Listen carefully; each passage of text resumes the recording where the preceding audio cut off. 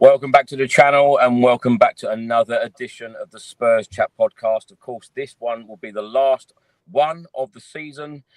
Of course, Spurs have just lost 4-1 at home to Brighton. Normal service resumed in the Premier League, but of course, we have just won the Europa League. What a week it has been. I'm going to stick to the positives right now because what a week it has been.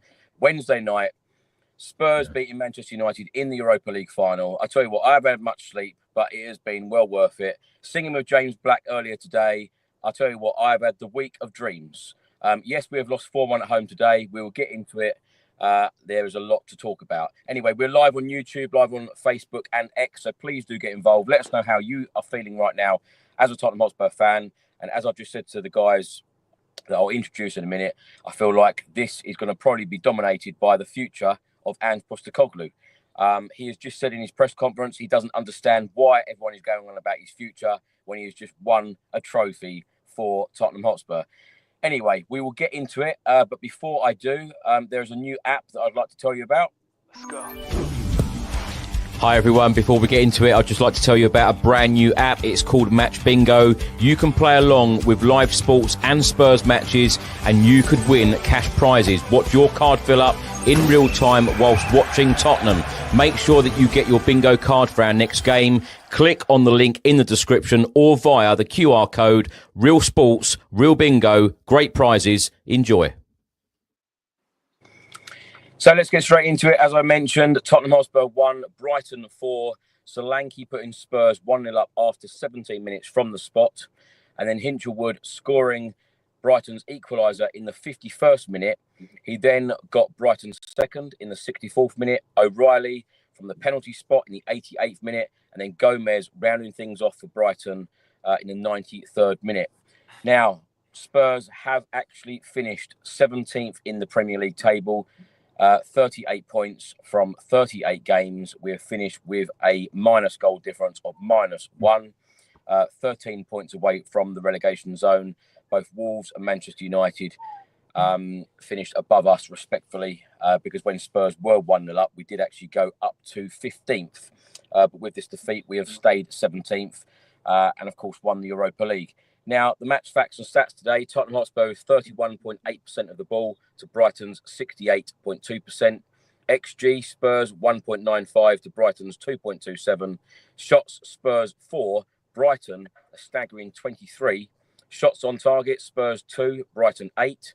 Total touches inside the box, Tottenham 10, Brighton 46. Goalkeeper saves, Tottenham 4, Brighton 1. Fouls, Tottenham 13, Brighton 8. And corners, Spurs 2, Brighton 11. Now, let's introduce today's special guest. We've got Ricky Norwood back with us. Ricky, how are you? I am good, my friend. I am still buzzing, still finding my voice after this beautiful dream come true type of week, man. It's been absolutely epic. From Wednesday being in the stadium and being amongst that energy and getting it over the line, running onto the pitch and feeling that, you know, that just, it's just something else, man. I never felt anything like it, honestly. And then getting there on Friday at the parade, it was just mind-blowing, bro. I mean, being there with you was so lovely, man. And with Craig and his two sons and his family, do you know what I mean? With Matty and his missus and with Darren and his daughter. Like, it was something else, man. You know, I spent 6 hours standing in a plant pot with Chris Cowling to try and get the best position possible to see the trophy. Do you know what I mean? To see by the podium where they walked up. Like, we literally spent 5-6 hours, you know, and we also spent that 5-6 hours strategically drinking as well. Because, you know, once the first time you got to go toilet, then it's every 3 minutes. Do you know what I mean? So we knew we didn't want to move. We knew there was a mission at hand, and we were going to stand there and we were going to be there to see them lift that trophy. And I had to see it with my own eyes, and I just can't believe it, man. It has been a massive party atmosphere. You've seen how much the boys have enjoyed it. You've seen how much the boss has enjoyed it. You've seen how much Sonny's enjoyed it.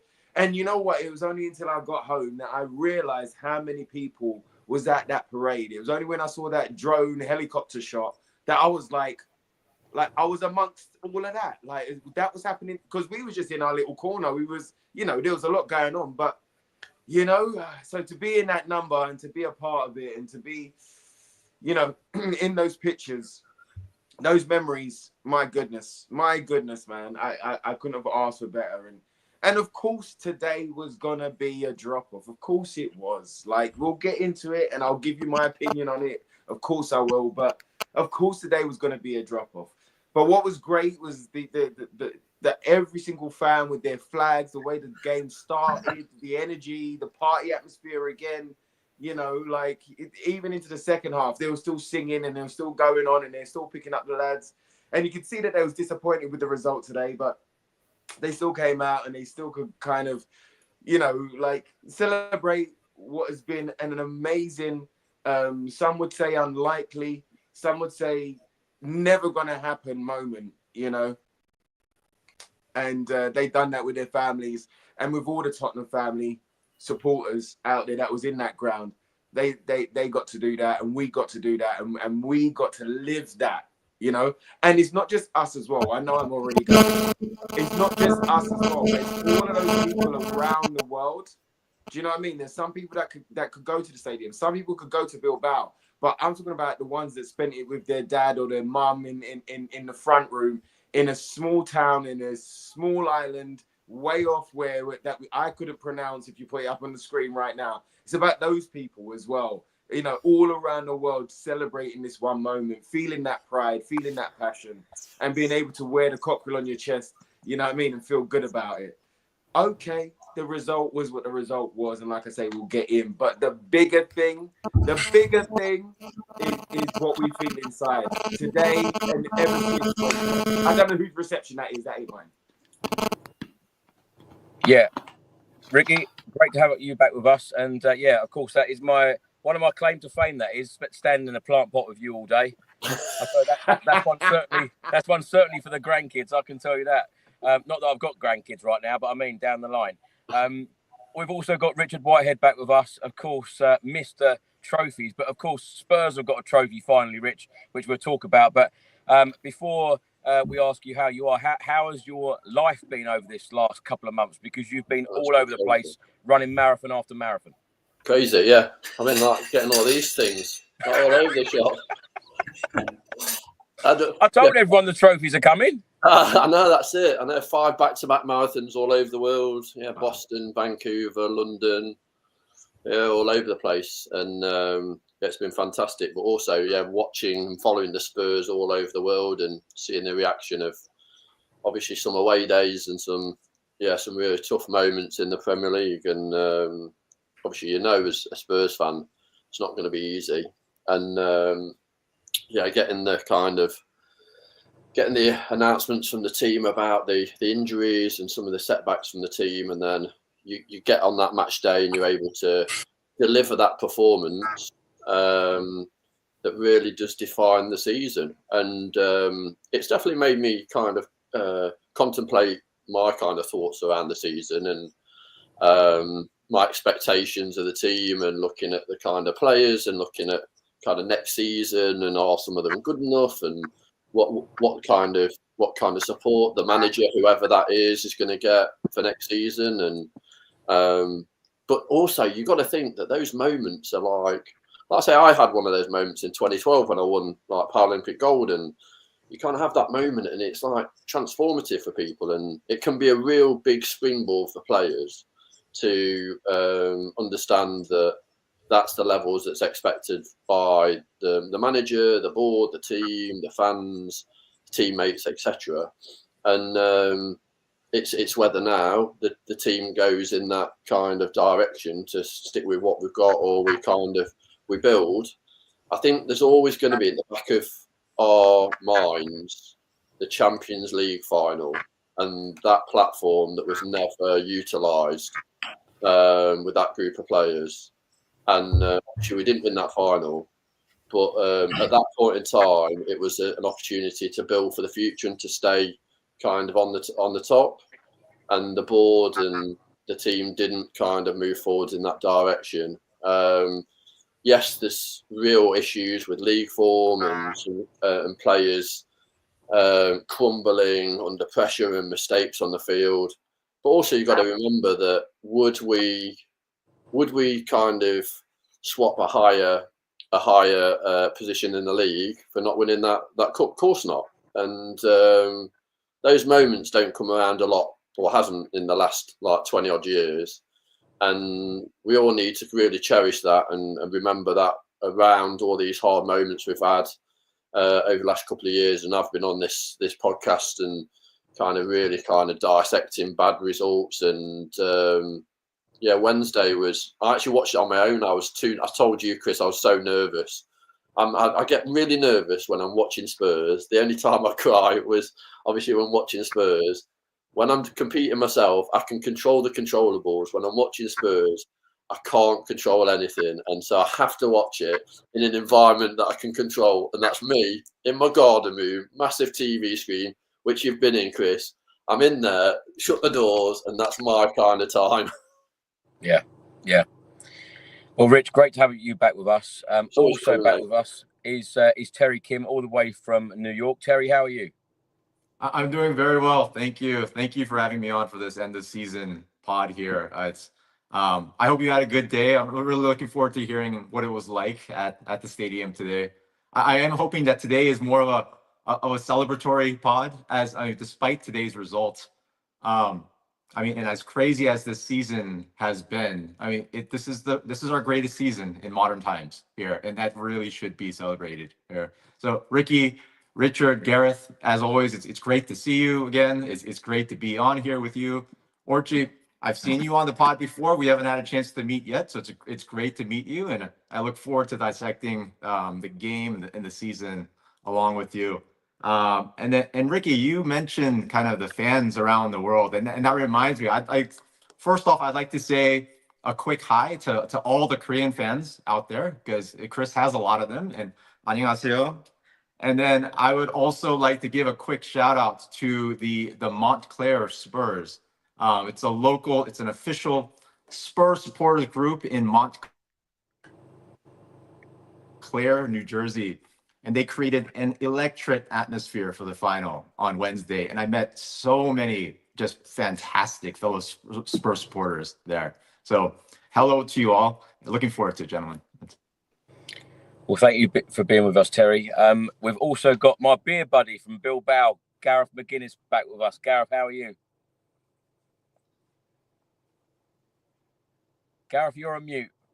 I know most people would like you to be on mute, but...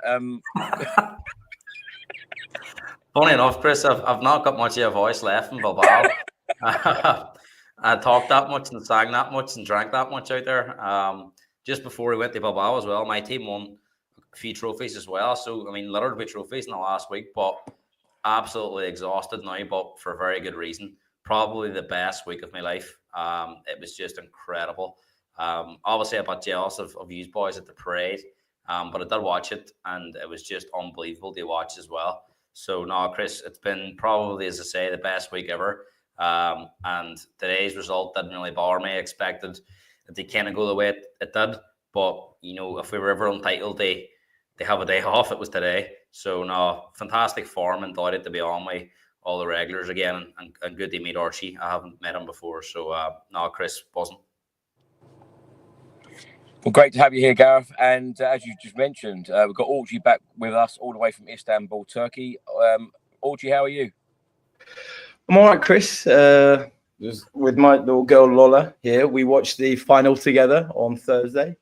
So she's an honorary Spurs supporter as well. She's our little mascot in Istanbul. Whenever we always watch the matches together, she loves sitting with me watching the games. Go on, you sit down there.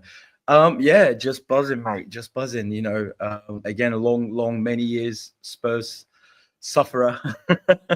And Thursday was just, I was the last sort of, 10 minutes, and then the added time was just, I thought my heart was going to stop. And then I was just so proud.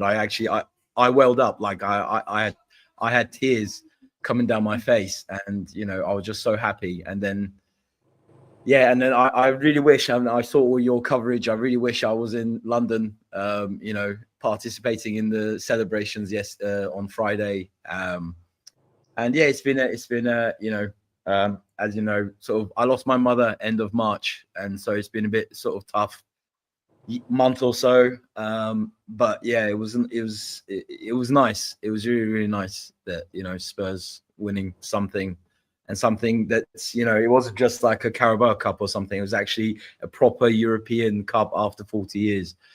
So yeah, I was buzzing. I'm a little bit disappointed about today's result, but overall, yeah, just buzzing. Looking forward to the summer. Looking forward to what, you know, us being in the Champions League again next season, as, you know, a European Cup holder. And then the rest of the stuff we'll get into it. You know, who's going to be the manager, what kind of players are we going to attract in the summer, you know, all that kind of stuff. Yeah, Orju, very sorry to hear that sad news about your mum. Yeah. Thank you. Right, Ricky, let's start the show with you.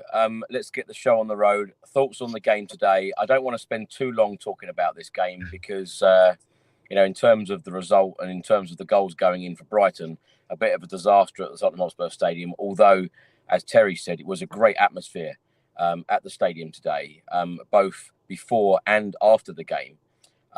And before the game, Ange Postecoglou's name is being sung. After the game, even though we'd lost 4-1, Ange Postecoglou's name is being sung. It's funny because the position where I was, just above the tunnel, the Spurs fans were singing Ange Postecoglou's name. I looked up. Daniel Levy was constantly on his phone.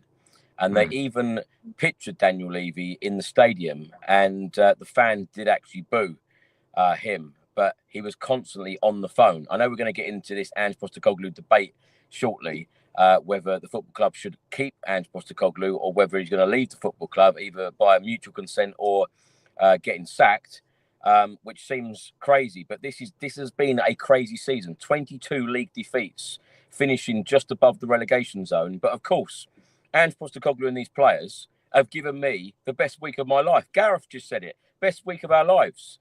So what's going to happen next? But before we get into all of that, let's get all of your thoughts on today's game. Okay, firstly, can you hear me? Because it sounds like I'm glitching. Yep. Am I all right?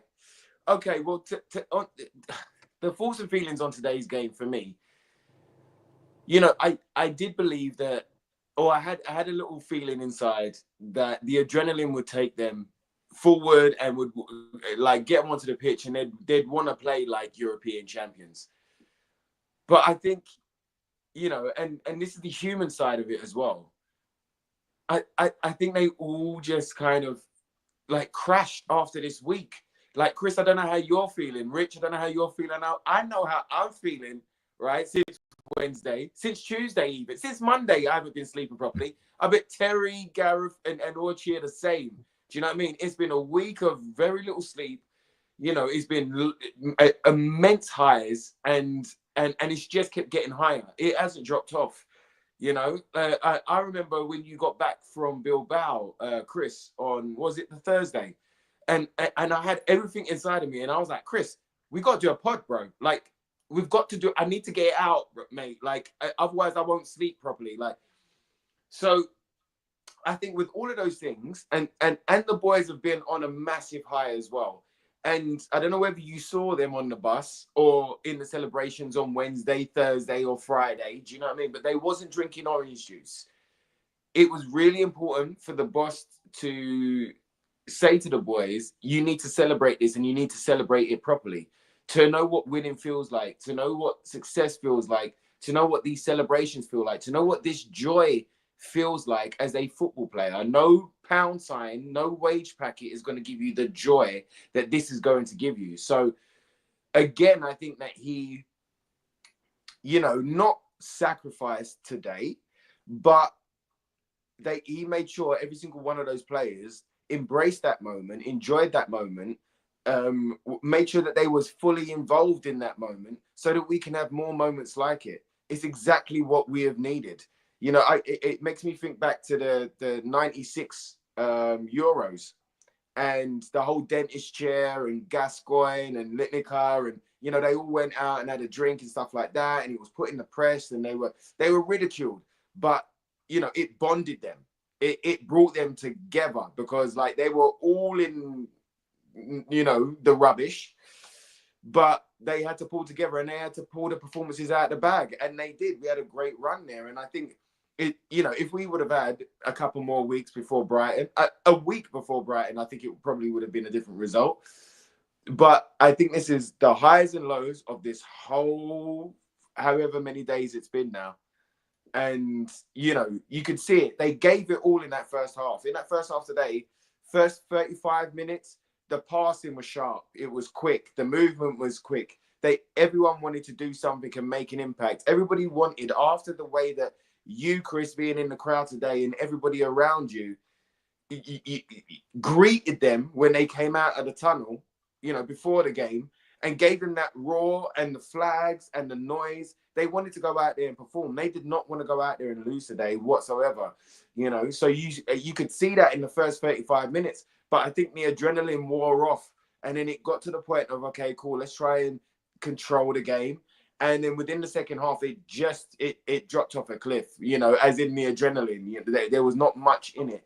And it also showed you as well, like Wednesday, I was saying this, we wanted it more than Man United. We needed it more. We wanted it more than Man United. We was always winning that game. Today, Brighton needed it more. They needed those 3 points. They were going for something. They want a taste of the glory that we've just had by qualifying for something.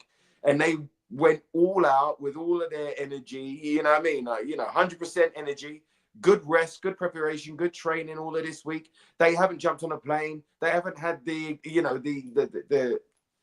adulation and the celebration that the boys have had and all that comes with those highs. They haven't had that. They've been laser focused, a bit like Mr. T in Rocky 3. You know what I mean? He wasn't he was in the dirty gym and he was getting ready to box Rocky, while Rocky was in the hotel gym and he was there boxing and taking pictures and enjoying the moment. You know what I mean? It's two different things. And I think that Brighton needed it and they wanted it more today, and that's how they played. And I think also we dropped off of a cliff in the sense of the adrenaline. I think their heads were heavy. I think their legs were heavy. Do you know what I mean? I think they wanted to push us forward, and you could see them trying to get back in the game. But, in that second half, for the first 20 minutes or so, we didn't even touch the ball, So I think it was more to do with that. But I don't take it as a serious result today. I mean, it's disgusting, another defeat in the league. Yes, it is disgusting, another defeat in the league. I can't excuse that.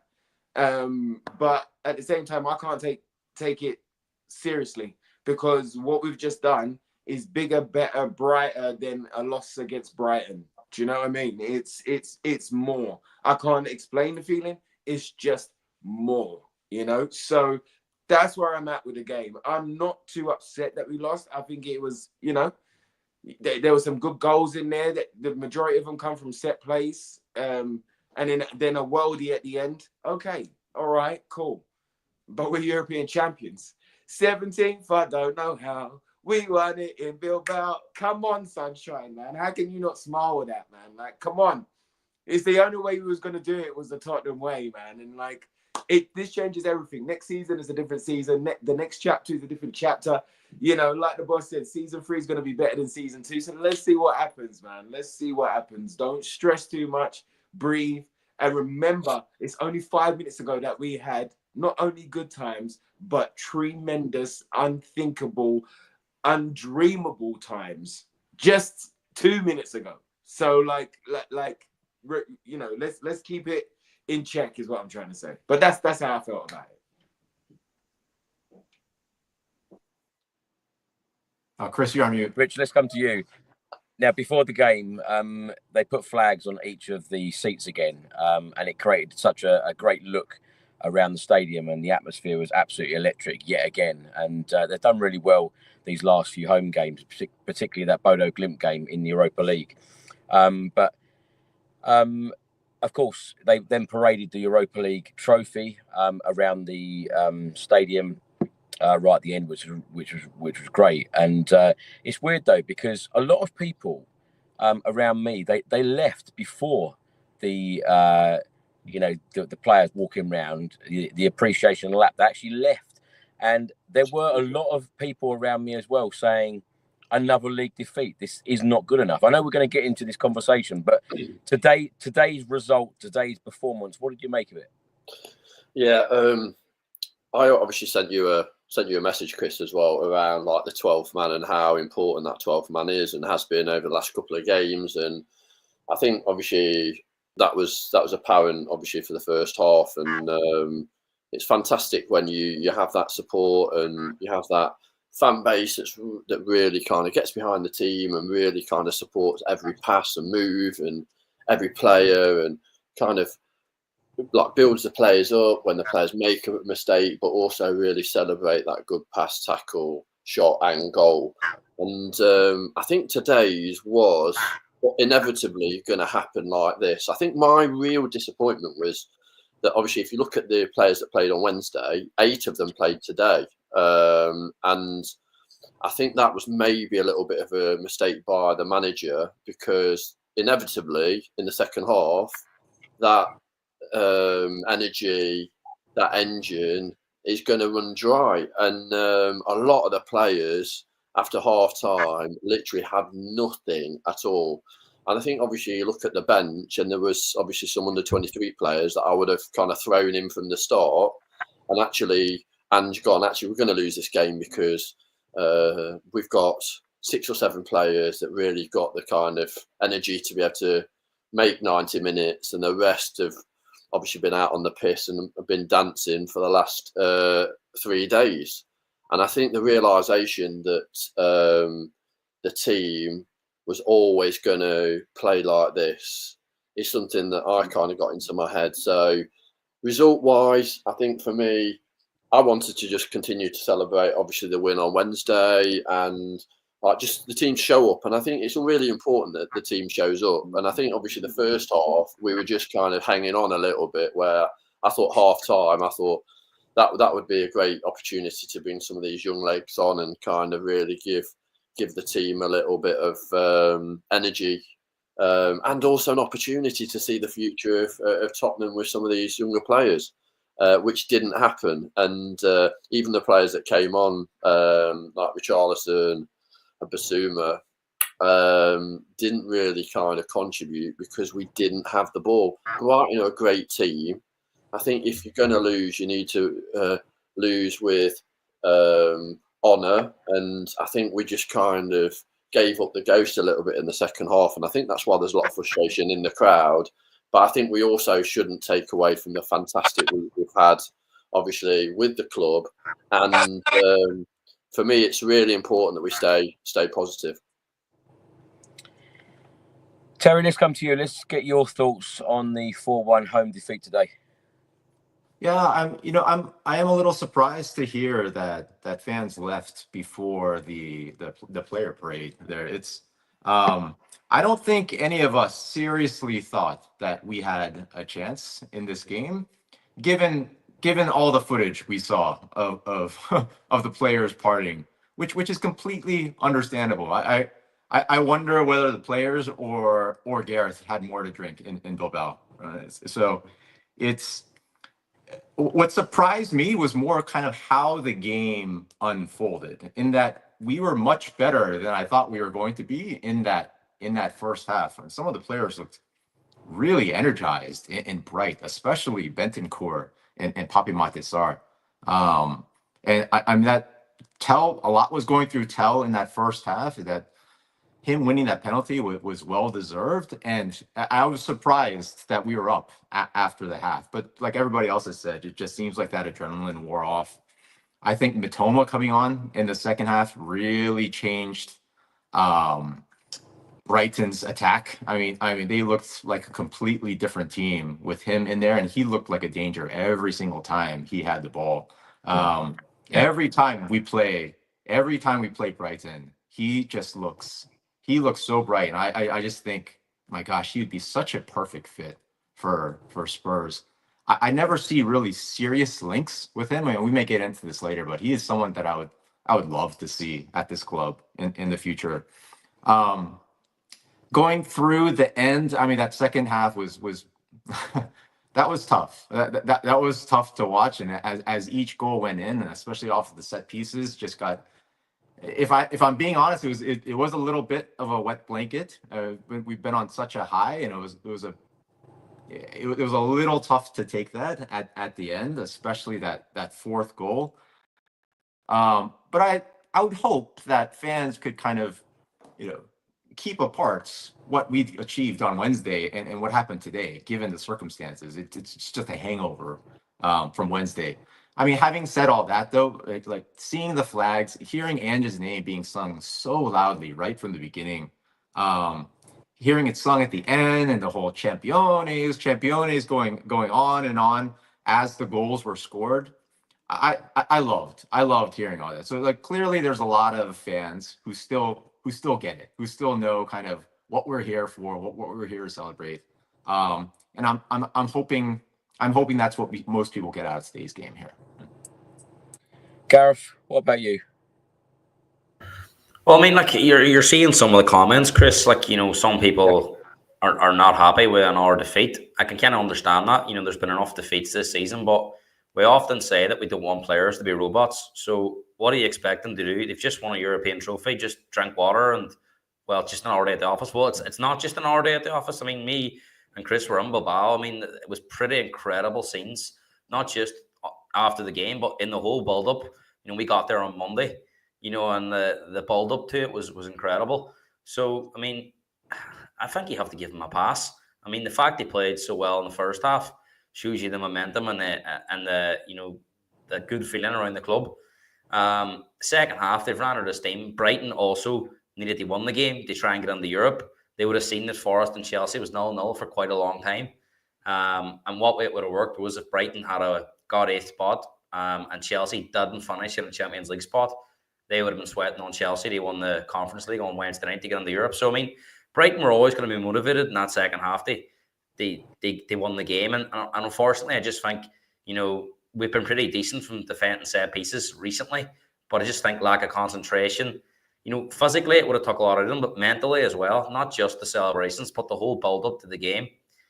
You can't underestimate that. And what I also would say, Chris, as well, you can't underestimate, and this comes from a coach's point of view, and I've seen this from my own players, you cannot underestimate the power of team morale. And see those celebrations of the players being together, getting a win, enjoying the celebrations after. They're lifetime memories for them players. And they will be coming back next season and saying, remember those scenes in North London when we have 200,000 people, over 200,000 people. There's people on roofs, there's people on traffic lights, the numbers in Bilbao. They'll want to repeat that again. So, I mean, if that means an hour-league defeat today, then, what would a win have done today? What got us up maybe one spot? United won their game.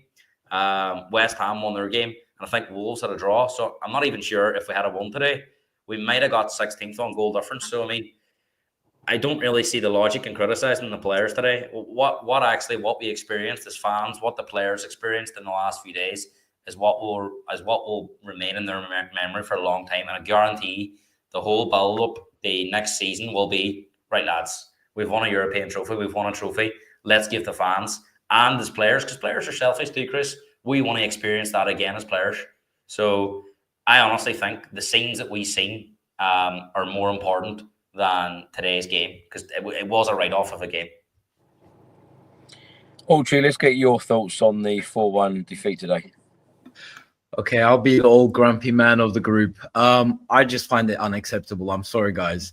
Because the reason for that is, okay, we've just achieved something really fantastic, and I have no problems with celebrating that. But at the same time, it's the last game of the season, and, you want to go out on a high, and you want to get your fans out on a high. All right, they're high because of the cup. But at the same time, bearing in mind what we've gone through this season, especially, look, between October and March, I can understand, because of February, because of the injuries that we had. I was all behind Ange, and I was one who was always like, look, these injuries are ridiculous, they're extraordinary, and we had to go through it, whatever. And then obviously Ange himself has come out and said since March he's been prioritizing Europa League. He saw that was the most realistic chance of us winning silverware, and he went for it, which is fine, fantastic. I'm happy he's achieved it, all credit to him. But then Wednesday, that's it. It was done. We won it. We got the cup. So I think today was a good opportunity for him to kind of remind people that, you know, because at the same time, if you think about it, with the scrutiny that he's under and the team is under, you know, he needed to remind people that he's also capable. He's not just a cup manager, but he's capable of, because when you think of all the great teams, whether it's Manchester City, Liverpool's, Arsenal's, you know, these teams, they can manage both a cup run or a European run and a, you know, Premier League run at the same time. And I think, you know, at home, if we were away today, I could have forgiven that. But bearing in mind that we're at home, we're on such a high, I think that should have been an opportunity for us to really try to win this game and leave people on that good sentiment, because it still came back to, I mean, and I agree, I think it was Terry and some of the other guys that mentioned it. First half, we were fantastic. For the majority of that first half, we were really great. And I was really happy. I saw energy. I saw, you know, tackling. I saw some fantastic passing. And then, you know, we got that chance. And then, you know, obviously Tell got the penalty. Solanke put it away. Then Tell had another fantastic opportunity where he could have, you know, he tried to, you know, smash it with his left. But I think he had enough time to just, you know, maybe try to curve it around the keeper with his right. And had he done that, we would have gone 2-0 ahead and potentially maybe, you know, it could have, you know, the outcome might have been different. But yeah, I just, you know, it was just like the same old as we've seen for the past. That's, you know, frustrated us for, like, especially the second half of the season. And, you know, I did want more. I wanted us to go on a high. I wanted us to win. And it did. It left a bit of a sour taste in my mouth, because, again, you know, I would have liked to have come on here thinking, well, there you go. You know, Ange has shown that, you know, right now that the European thing is over, you know, he's also capable of, you know, getting a win at home, you know, last game of the season, you know, getting people off on a high, because, you know, at the end of the day, he's under scrutiny. You know, we are still wondering. There's a lot of, you know, fans still, you know, 22 losses is just, it is hard to ignore. And, you know, I know we're going to get into it, so I don't want to go on too much about it. But that's how I'm feeling. It has left a really horrible taste in my mouth. I really wanted to come on today and just be like singing his praises, singing the team's praises, which I am. I love those guys for what they've achieved. But again, it just leaves a massive question mark in my mind whether is he the right guy to go forward, you know? Anyway, yeah, that's. Chris, can I just make a comment on that? I think obviously with my background, being a professional athlete and knowing how much it actually takes to be, on kind of that 100% committed to game day, and then you have nights out partying, burning the candle at both ends. There's no way, when I saw the lineup of players, were we winning that game today? There's no way. You've got to, like Ricky said before, the other team had prepared all week for that game. They were players that were energized because they had to win the game to get in Europe themselves. They also were fully charged. They had a plan. They kind of knew that we'd come at them in the first half, and then they also knew that obviously, depending on the lineup, that they'd have the second half to just take us apart. I just think the fans are just a little bit unrealistic that we'd win today. But I also understand that the amount of obviously results that we have lost, especially at home, is unacceptable. And I'm 1,000% behind that. But I think today, to think that we're going to win the game with the players that we had, it was never going to happen. It was never going to happen because Chris, I'd also say as well, Chris, like if you look at Liverpool since they won the league, I think they've won one game in their last 5. So it is normal they switch off. Yeah. I mean, look, even today, Liverpool, I just, fair enough. You know, I accept all of that, but it's just like, all right, party, but you could have started the party literally tonight, you know, after the game. You know, again, you still have one more game to go. RT sound like someone I know. No, do you know, I'm just going to address this one comment here from Enrique. It says here, Chris thinks an emotional week makes a season, low expectations. I don't think you know me well enough to tell me how I feel, and don't assume things of what, you know, you think I stand for, because my expectations for me in general life and my football club are extremely high. My expectations are extremely high, and I want us to win trophies and be successful year in, year out. So I don't know where you get that from. where I stand is, like I said at the start, I've had the week of my life, and Ange Postecoglou said in the press conference ahead of this game, you know, you don't get a trophy parade for finishing second, third, or fourth.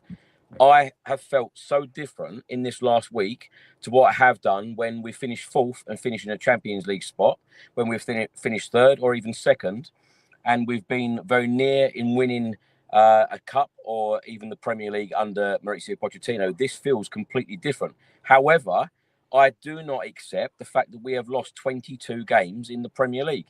I feel like there is a huge discussion to have with Daniel Levy, the board, and Ange Postecoglou, because the way that we have played in the Europa League, I love the fact that we have got over the line and played, played in a completely different way, played ugly, if you like. You know, one shot on target in that final, we got over the line. Who cares about playing ugly when we've won that final? Yeah. Nobody. Yeah. We all want to see that trophy lift.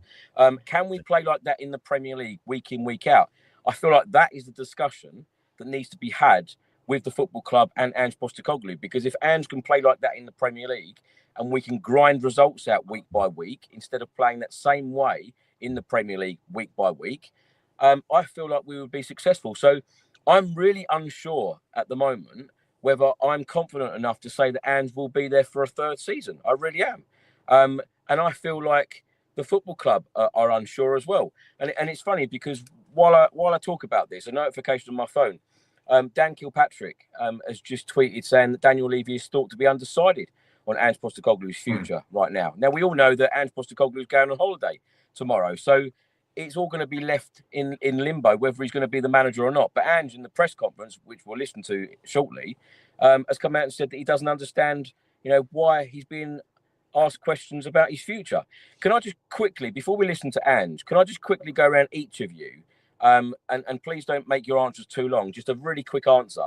Do you think that Ange Postecoglou will be our manager at the start of next season? And also, would you like him to be the manager of Spurs at the start of the season? Ricky, just two quick answers. Yes and yes. Okay. Richard? Whoa, you never got a quick one from me, Chris. But I'll give you a quick one. If Ricky can do it, you can. Yeah, I know. I think it just depends, doesn't it? It depends on obviously the board, budget, and direction. I would say, do I expect him to be here next season? I'm undecided. Do I want him to be?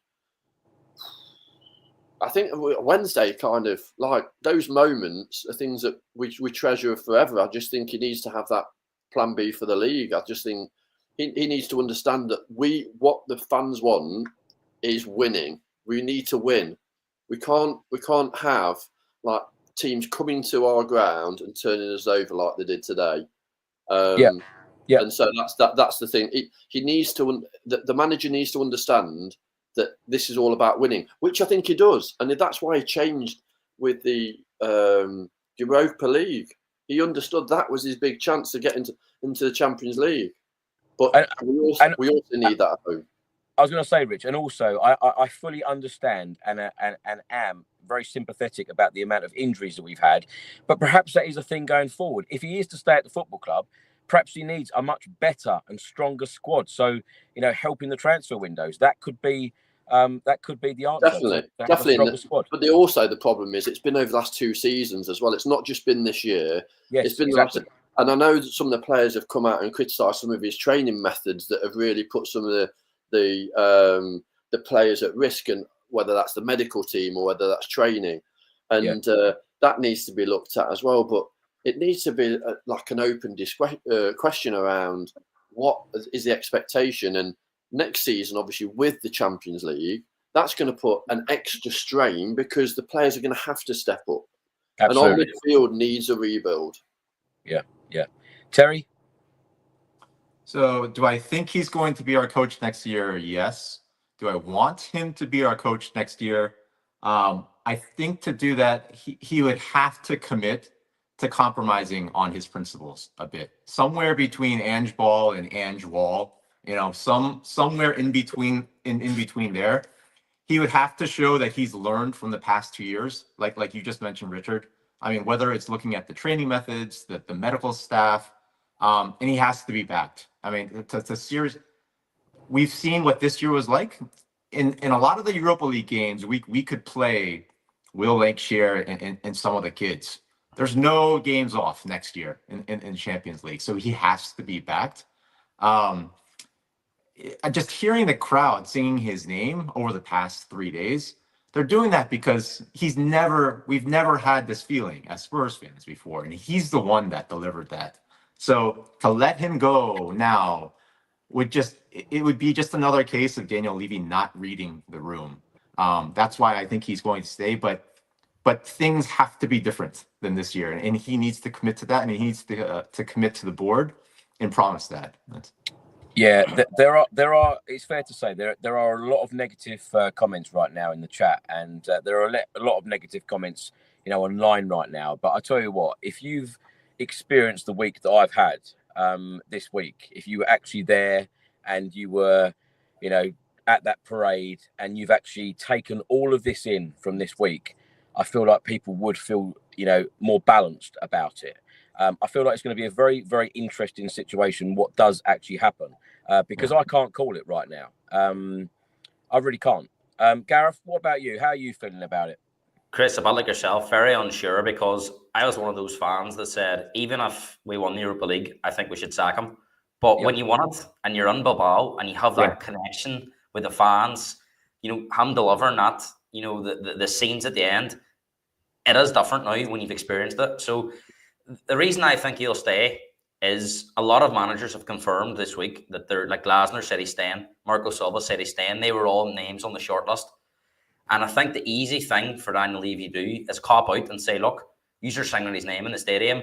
He made that mistake of sacking Pochettino too early, and it was a disaster.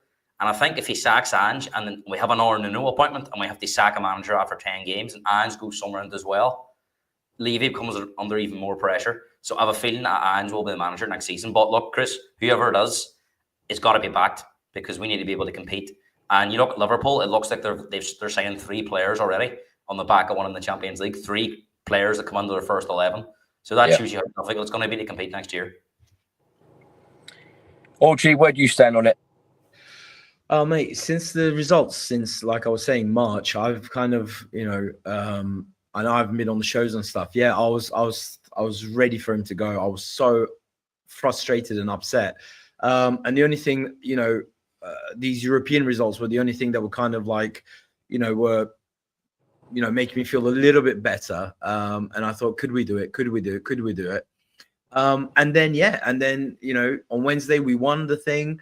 And the manner in which, we won the last couple of rounds as well. So the way we won the quarterfinal, the semi-final, then obviously the final. And I thought, do you know what? And, obviously he's the one who's come out and said, look, I always win something in my second season. And I thought, well done, mate. Your stock has really gone up. And then this is why today I thought it was a good opportunity, because that's all everyone's been talking about since we won it. So there you go. The manager that delivered you a trophy, something that even, caliber of managers such as Mourinho and Conte couldn't do. This guy's come and done it. And so, would you let him go?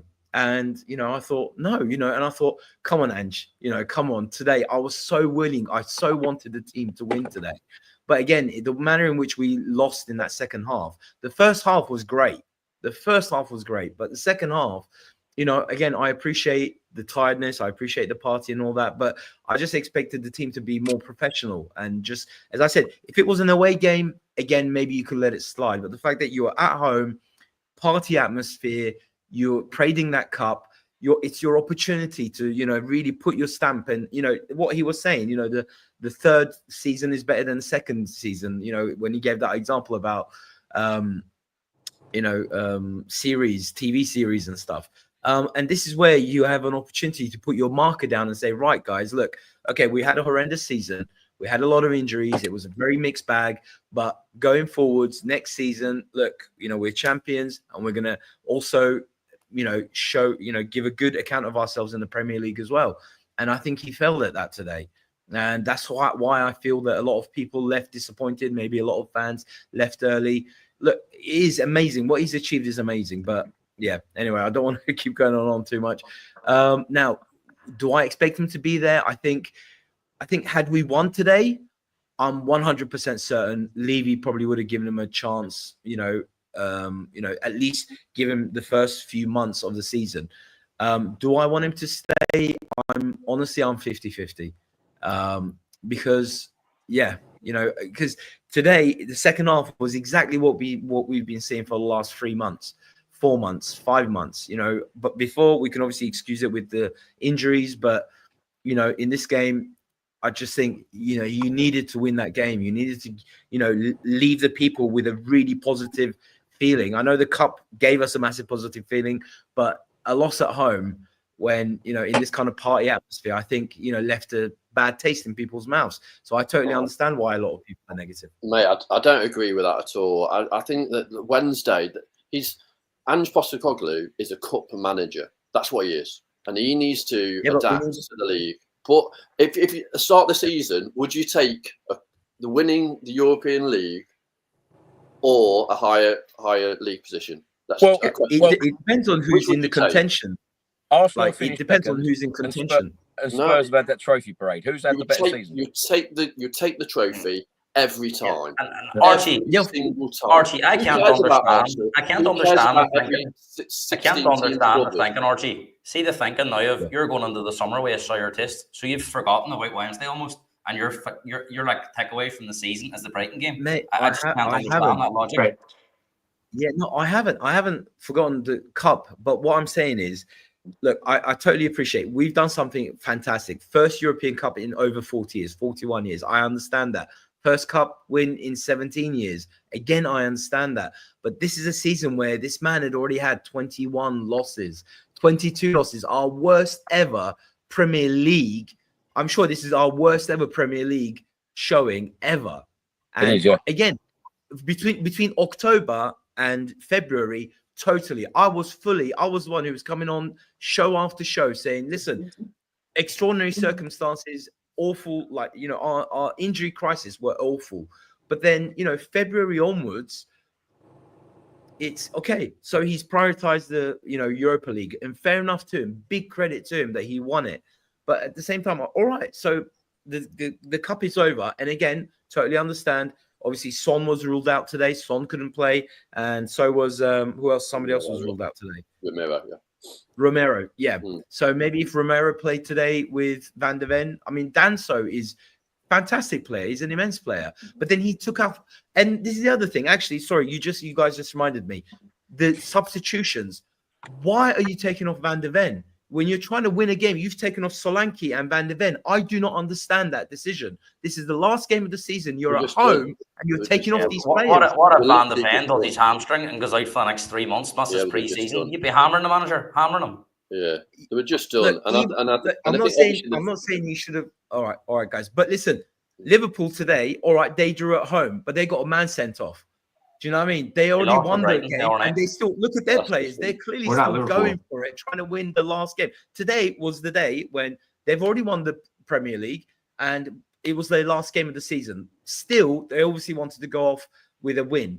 That's the kind of mentality that's going to move this club forward. That's what I expect. Liverpool didn't have a cup final 3 nights ago. Do you know, Ricky? Before we listen to Ange's presser, I just want to come to you on this because it seemed quite strange to me that, what a week it's been. We were all in such a great mood about the, winning the Europa League, etc. You had the likes of Son and his teammates parading the Europa League trophy around the stadium at the end of the game. And a lot of people did actually leave before the full-time whistle even went.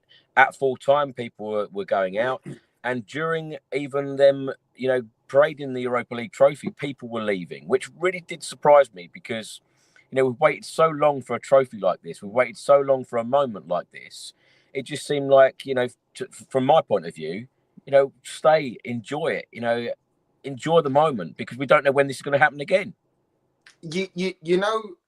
Chris, there are some But at the same time, 22 league defeats, a lot of people, and you can probably see that in the comment, 22 defeats, people are saying this is unacceptable. This is not good enough. Of course it's unacceptable.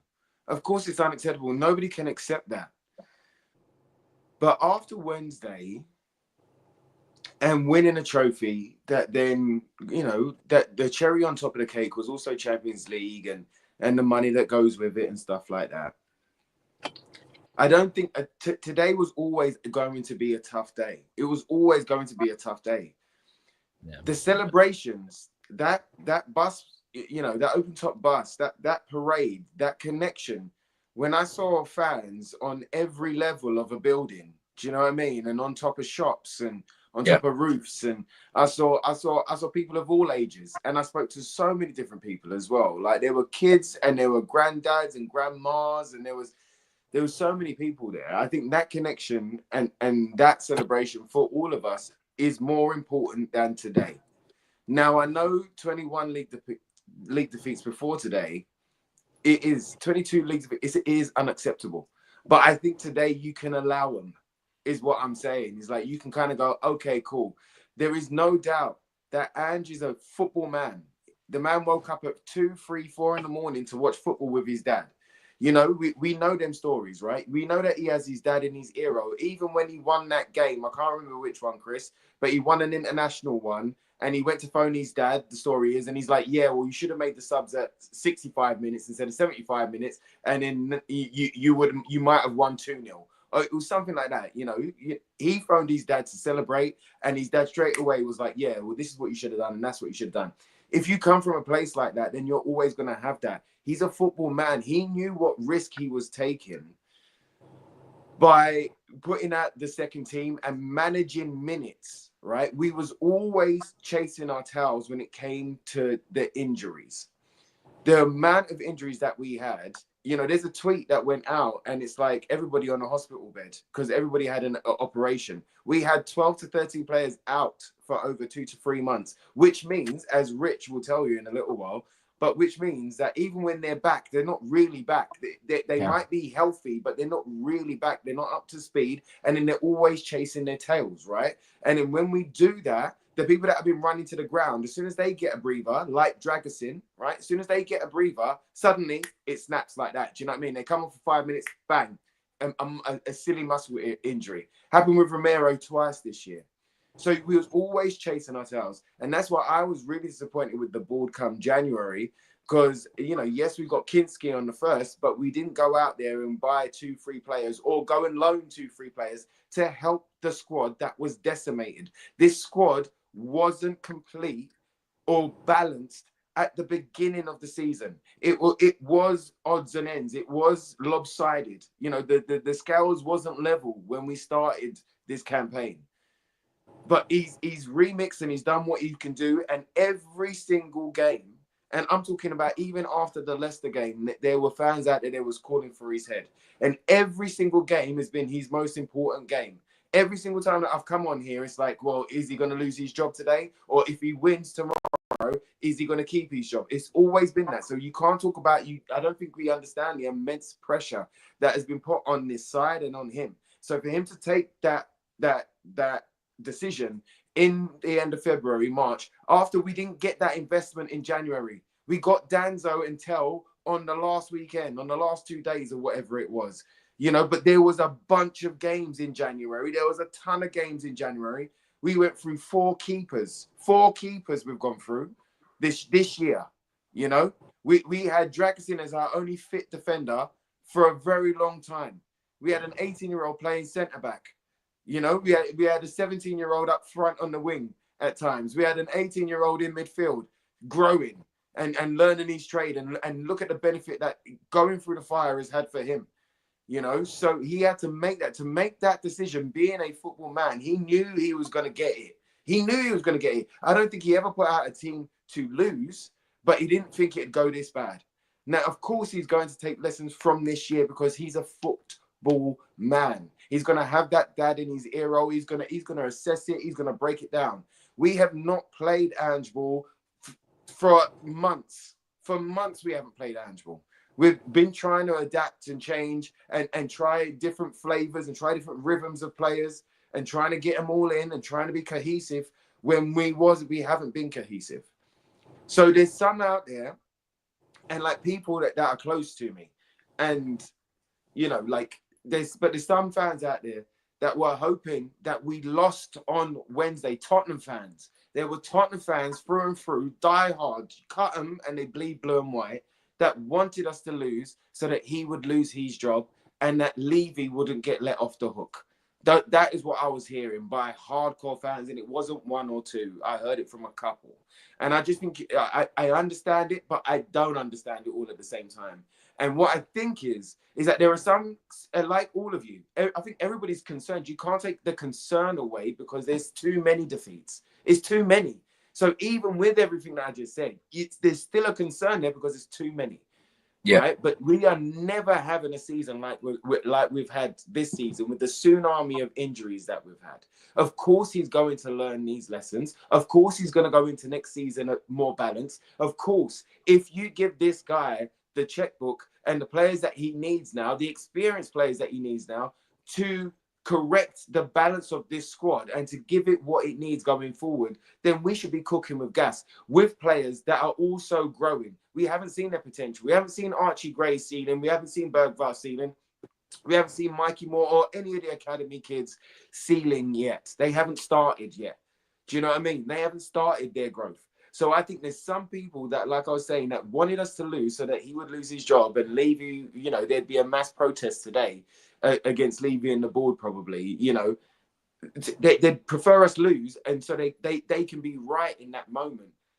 And I understand it, but I don't understand it. And I think with today's defeat, the ones that were extremely like what I'm talking about, not like Ochi, you know what I mean, or like anyone else that has mentioned concerns, but some that were hard back. Like as soon as that defeat happened today, it was an excuse to be negative again and go, see, I told you. See, I told you I was right. I told you he was rubbish. I told you can't do nothing.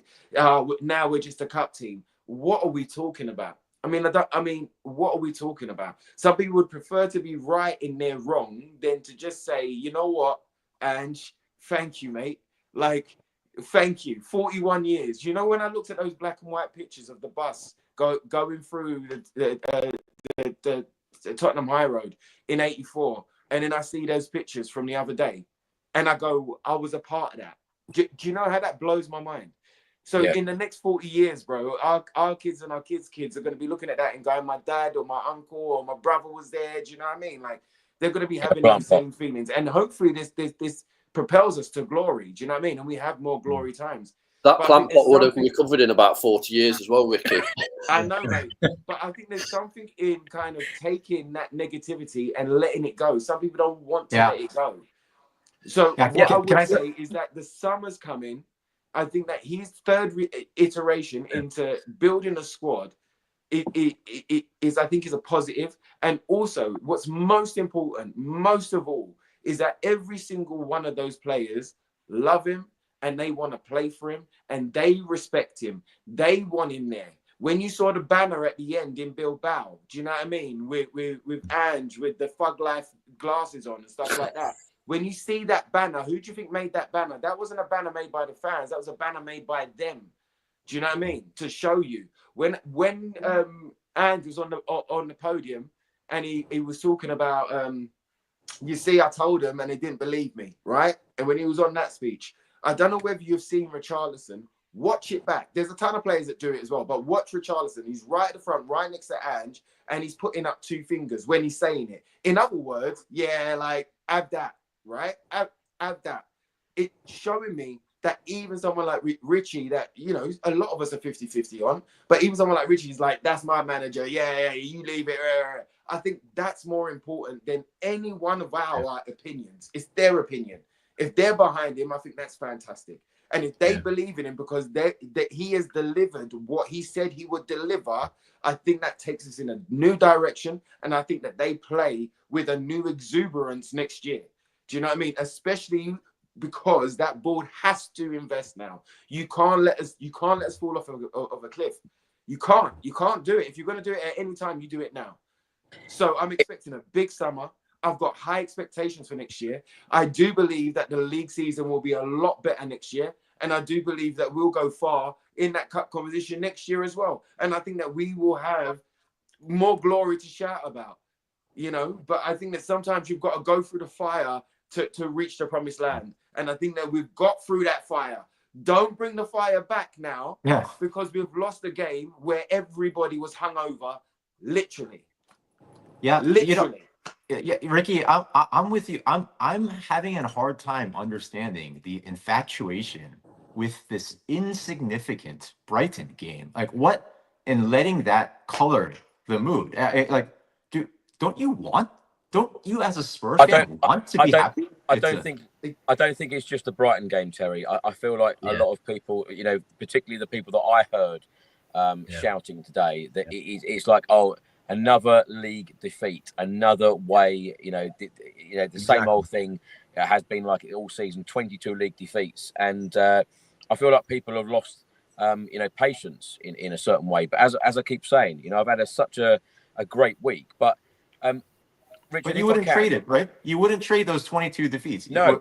You wouldn't trade it. I would take this every year. I would take this pain every year for the joy of Wednesday. And the joy and had we won today, people would have said 21 defeats is too many anyway. So I think they are 21 defeats are unacceptable, but you can give them a buy ball today, a free pass for today. Well, not quite, Gareth, because what I'm saying is, again, up until Wednesday, at least he had an excuse, which was, all right, up until March, it was the injuries. Then from March till Wednesday, it was because he was prioritizing the European Cup. But then Wednesday on was all right. Okay, I accept. Yes, they've been partying. They've been enjoying it. Fair enough.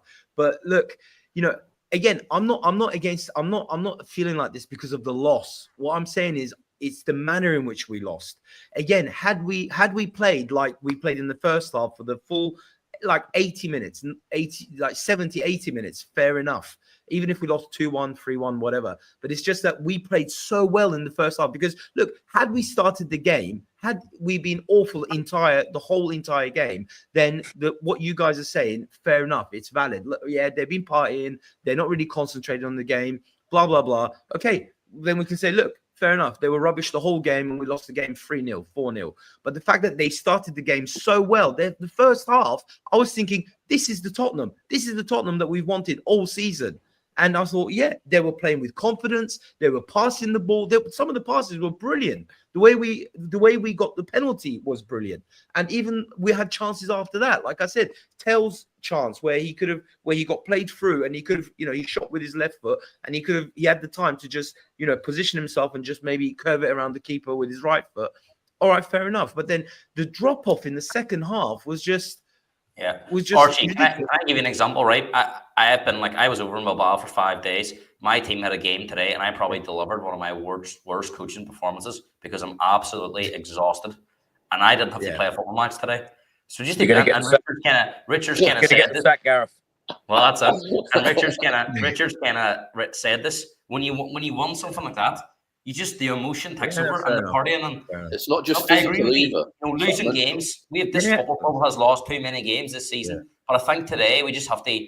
It's a free pass after what happened. I mean, the players have been partying this is elite level performance against a team that have been fresh. I just think it's unrealistic to expect the team to win that game today.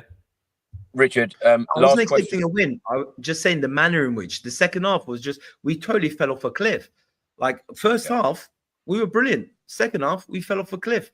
And maybe, all right, then there was a whole bunch of youngsters. Bring them on and shut up shop. Why couldn't we defend it like we defended in the last 10 minutes on Wednesday? Like how we shut up shop against United. I don't know.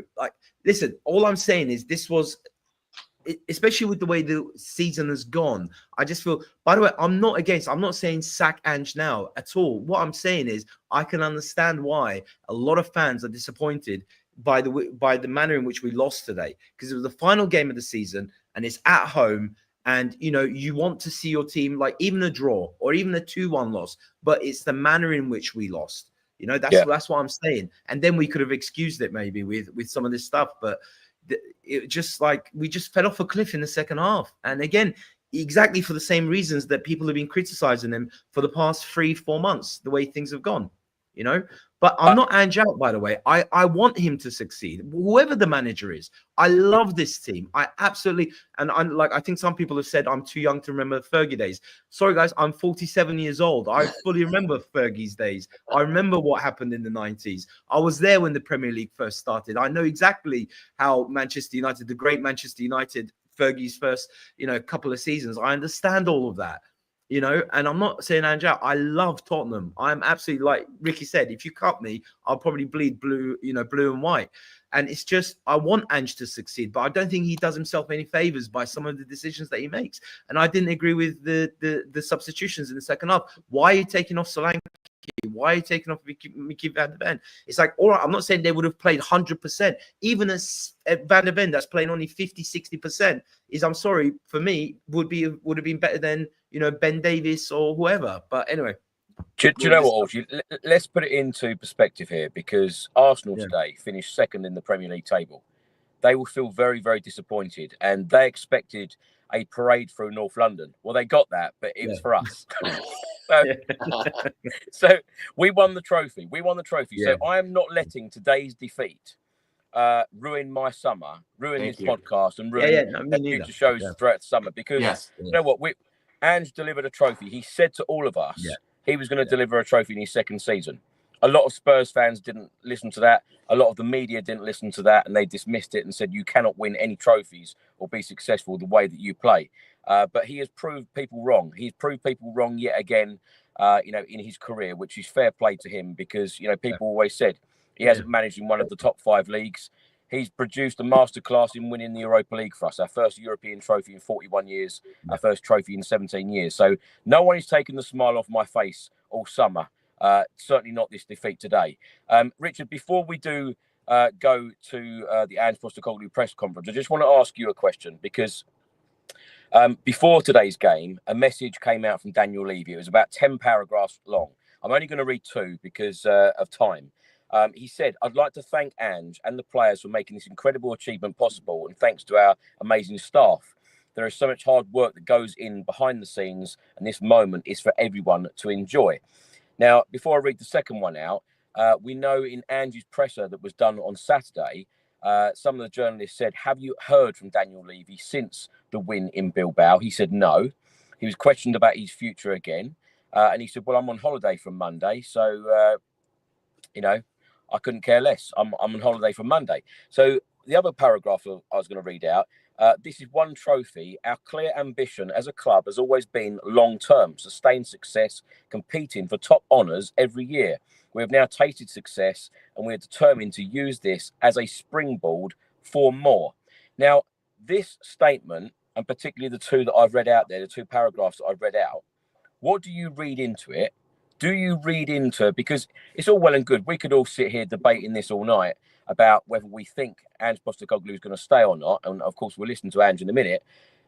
What do you think is going through Daniel Levy's head? Because when you lose that amount of Premier League games, we know that the Premier League position is extremely important to the football club, and also a trophy is very important to the football club. And how many times have we all sat here recording podcasts like this where we're saying we just want to win a trophy? We just want to win a trophy. How many times have all of us come on and said, "Oh, come on, we've been in the Champions League, we've finished top 4. Top 4 is not a trophy anymore."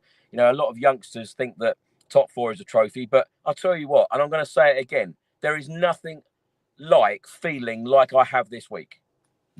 Yeah, for sure. And obviously that was his real kind of target, to get that monkey off our head of being a team that doesn't win anything, that bottles those big games. And whether you like it or not, we've won this trophy. And the unacceptable side is obviously the league, but I think Postecoglou knew the dynamics of the team, how many games certain people could play, injuries, and then yes, it is a gamble, gambling obviously for the cup. But we went deep in cups though. Do you know what I mean? We went deep in cups, so he understood that that's the only opportunity for us to win silverware this year, and he needs to be credited for that. And those fans that turn up every week, yes, you deserve obviously the team to give the best. And I know some of the times that the teams have just imploded. But then we've won a major European competition the first time in decades. And that is something the team, the momentum, the team, that will catapult us forwards, because it has to now. The Champions League, we didn't win that. And that knocked us back all this time because we didn't have the investment. And I feel differently about the situation now because of the comments from the board and the manager. And that's where the fans need to kind of get off the high horse and go, oh yeah, we lost 21 games. So what? 16 games, 17 games, 21 games. Who cares? We won the cup this year.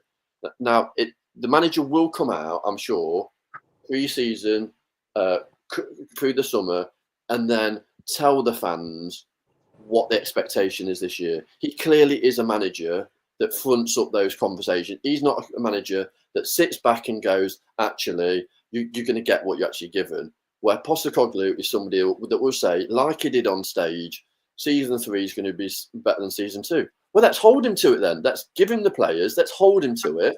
And then if it's push up the league, if it's then win another trophy, why are we not happy with that? I just don't understand any fan that's being negative about the season this year. Because if we were 7th this year and then didn't win a trophy, what would you think? Because I tell you what, I'd take this as league position to win a trophy every season for sure. Yep. Yeah, I said this on the podcast the other day, Rich, the fact that if I'd have said to you when Ange was appointed, and I said to you, in the 2 years, the first year we'll finish 5th in the Premier League table. We'll lose Harry Kane at the start of that. We'll finish 5th in the Premier League table. We'll play some really exciting football. And then in the second season, we'll win a European trophy. And then we'll be sitting here talking about, should we be sacking the manager or should it be leaving by mutual consent? You'd have been gone. What would you have said to me? Yeah, I'd say, what are you smoking? You know what I mean? I'll be smoking some of them weeds or something. Do you know what I mean? I'm like, what are you talking about? I think for me, it's perspective. We haven't got the big budgets like those teams in the top 3 and 4 of the league. So what Postecoglou's done is he's working with resources. Now we've unlocked resources of the Champions League. We've unlocked those now. Now it's up for the board to back them out. Like Ricky said, back the manager. We need reinforcements in the field. We need a bigger squad. We need more creativity. We need more players that buy into the philosophy of the manager. Clearly, there's players that are in the team that need to be moved on. And that's what needs to happen. Just to put a bit more context on it as well, and I'm certainly not accepting 22 league defeats, but I'll give you this stat anyway. Arsenal lost 4 games in the Premier League season this year out of 38. Spurs lost 22. Who's playing the Champions League next season? Arsenal and Spurs. And also, Arsenal lost those important games in those cup games. They lost those important games where Ange and his team turned up. And whatever you think about the opposition, we turned up and we beat them home and away, got to the final, and Man United won today, 2-0. Yeah. Do you think they're happy? Because I tell you what, they're not happy after the Wednesday game. I tell you. All I can say, Richard, is the fact that it's absolutely delightful. And as I keep mentioning, what a week it's been, winning a trophy and going through that success. And the other huge plus is the fact that we have got Champions League football. But I know it's another conversation, probably not for today, because it could go on for a long time. But the transfer window, and how many times do I say this, or how many times have we discussed this about a huge transfer window coming up in terms of us playing the Champions League? Because no disrespect to the Europa League, that is a very, very different competition to the Champions League. So we do need a lot more quality. And interestingly, Ange also said in the embargo presser that we do need to bring in experienced players now. Terry, before we do come to you, I've broken up this press conference into 2. This first clip is around 7.5 minutes. So we're going to listen to Ange now to see what he said. And then I'll come to you straight away for reaction.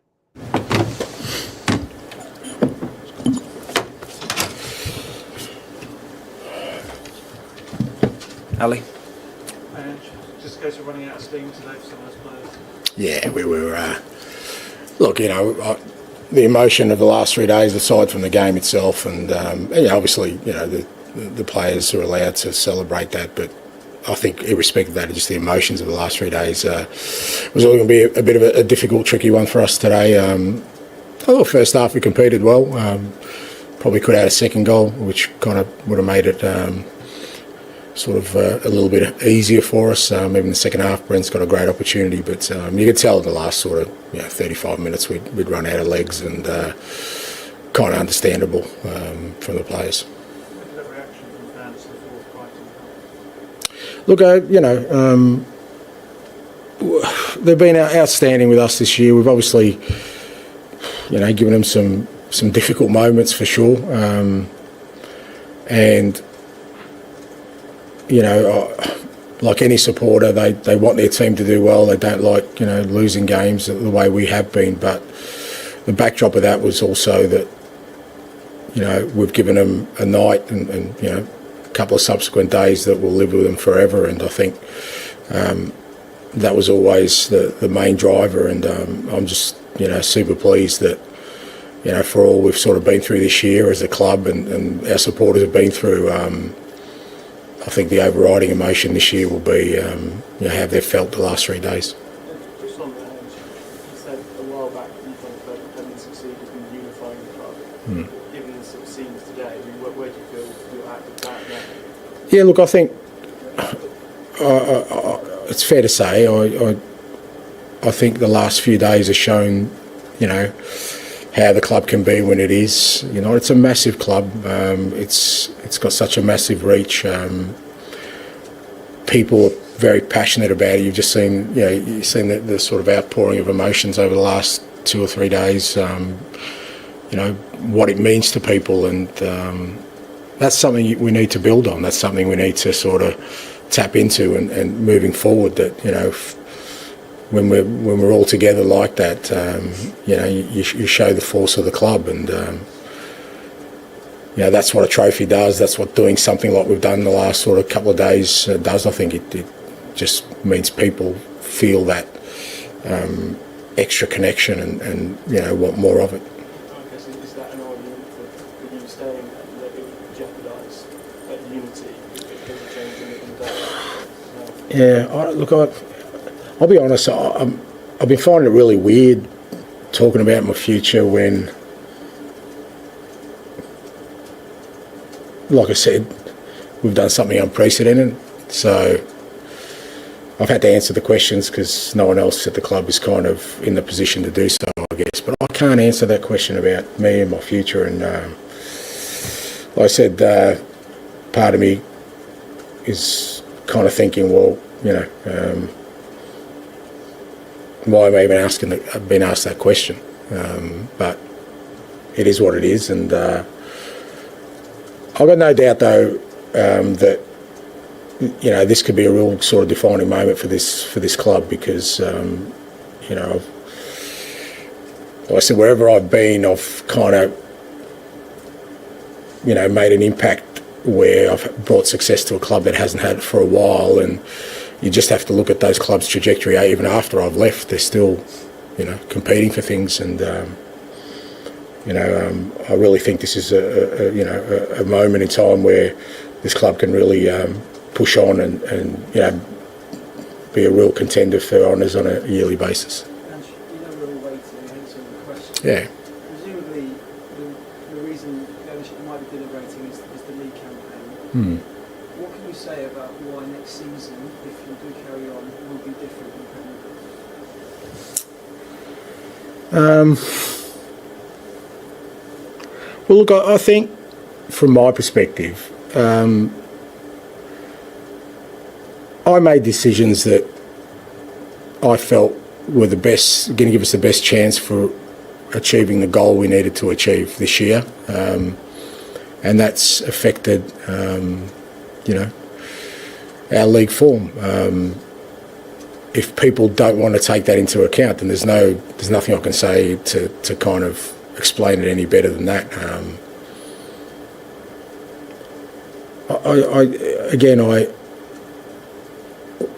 I came to the club when it finished 8th. I didn't take over a club that finished 2nd. Had no European football to speak of. it lost the one player that probably guarantees you European football. That was my starting point. At the end of 2 years, I've got the club a trophy it's been crying out for, Champions League football. We finished 5th last year.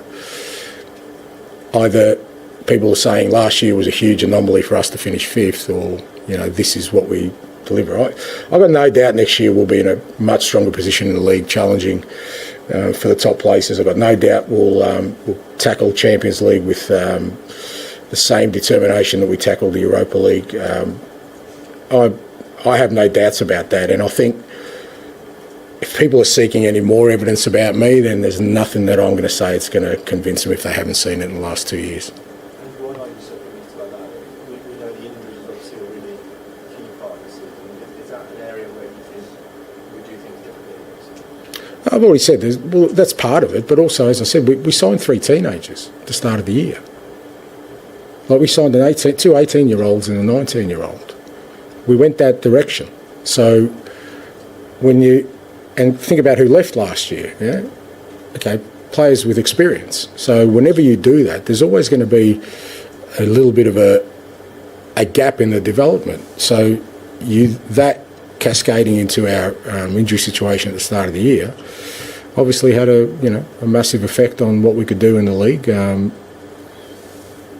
again, it was our success in the Carabao Cup and our success in the Europa League that added to that as well. So you either assess it all in its totality, or you just separate and say, well, you know what, it's just not good enough, or it's unbelievable. So you either fall into those categories. But, you know, like I said, at the start of next year, that we'll be in a much better position from the point of view of even the 3 young boys we signed. You know, Lucas is not a young boy anymore. He's going to be a massive contributor. At the start of the year, you know, that wasn't the case. Archie and Wilson's hardly played this year.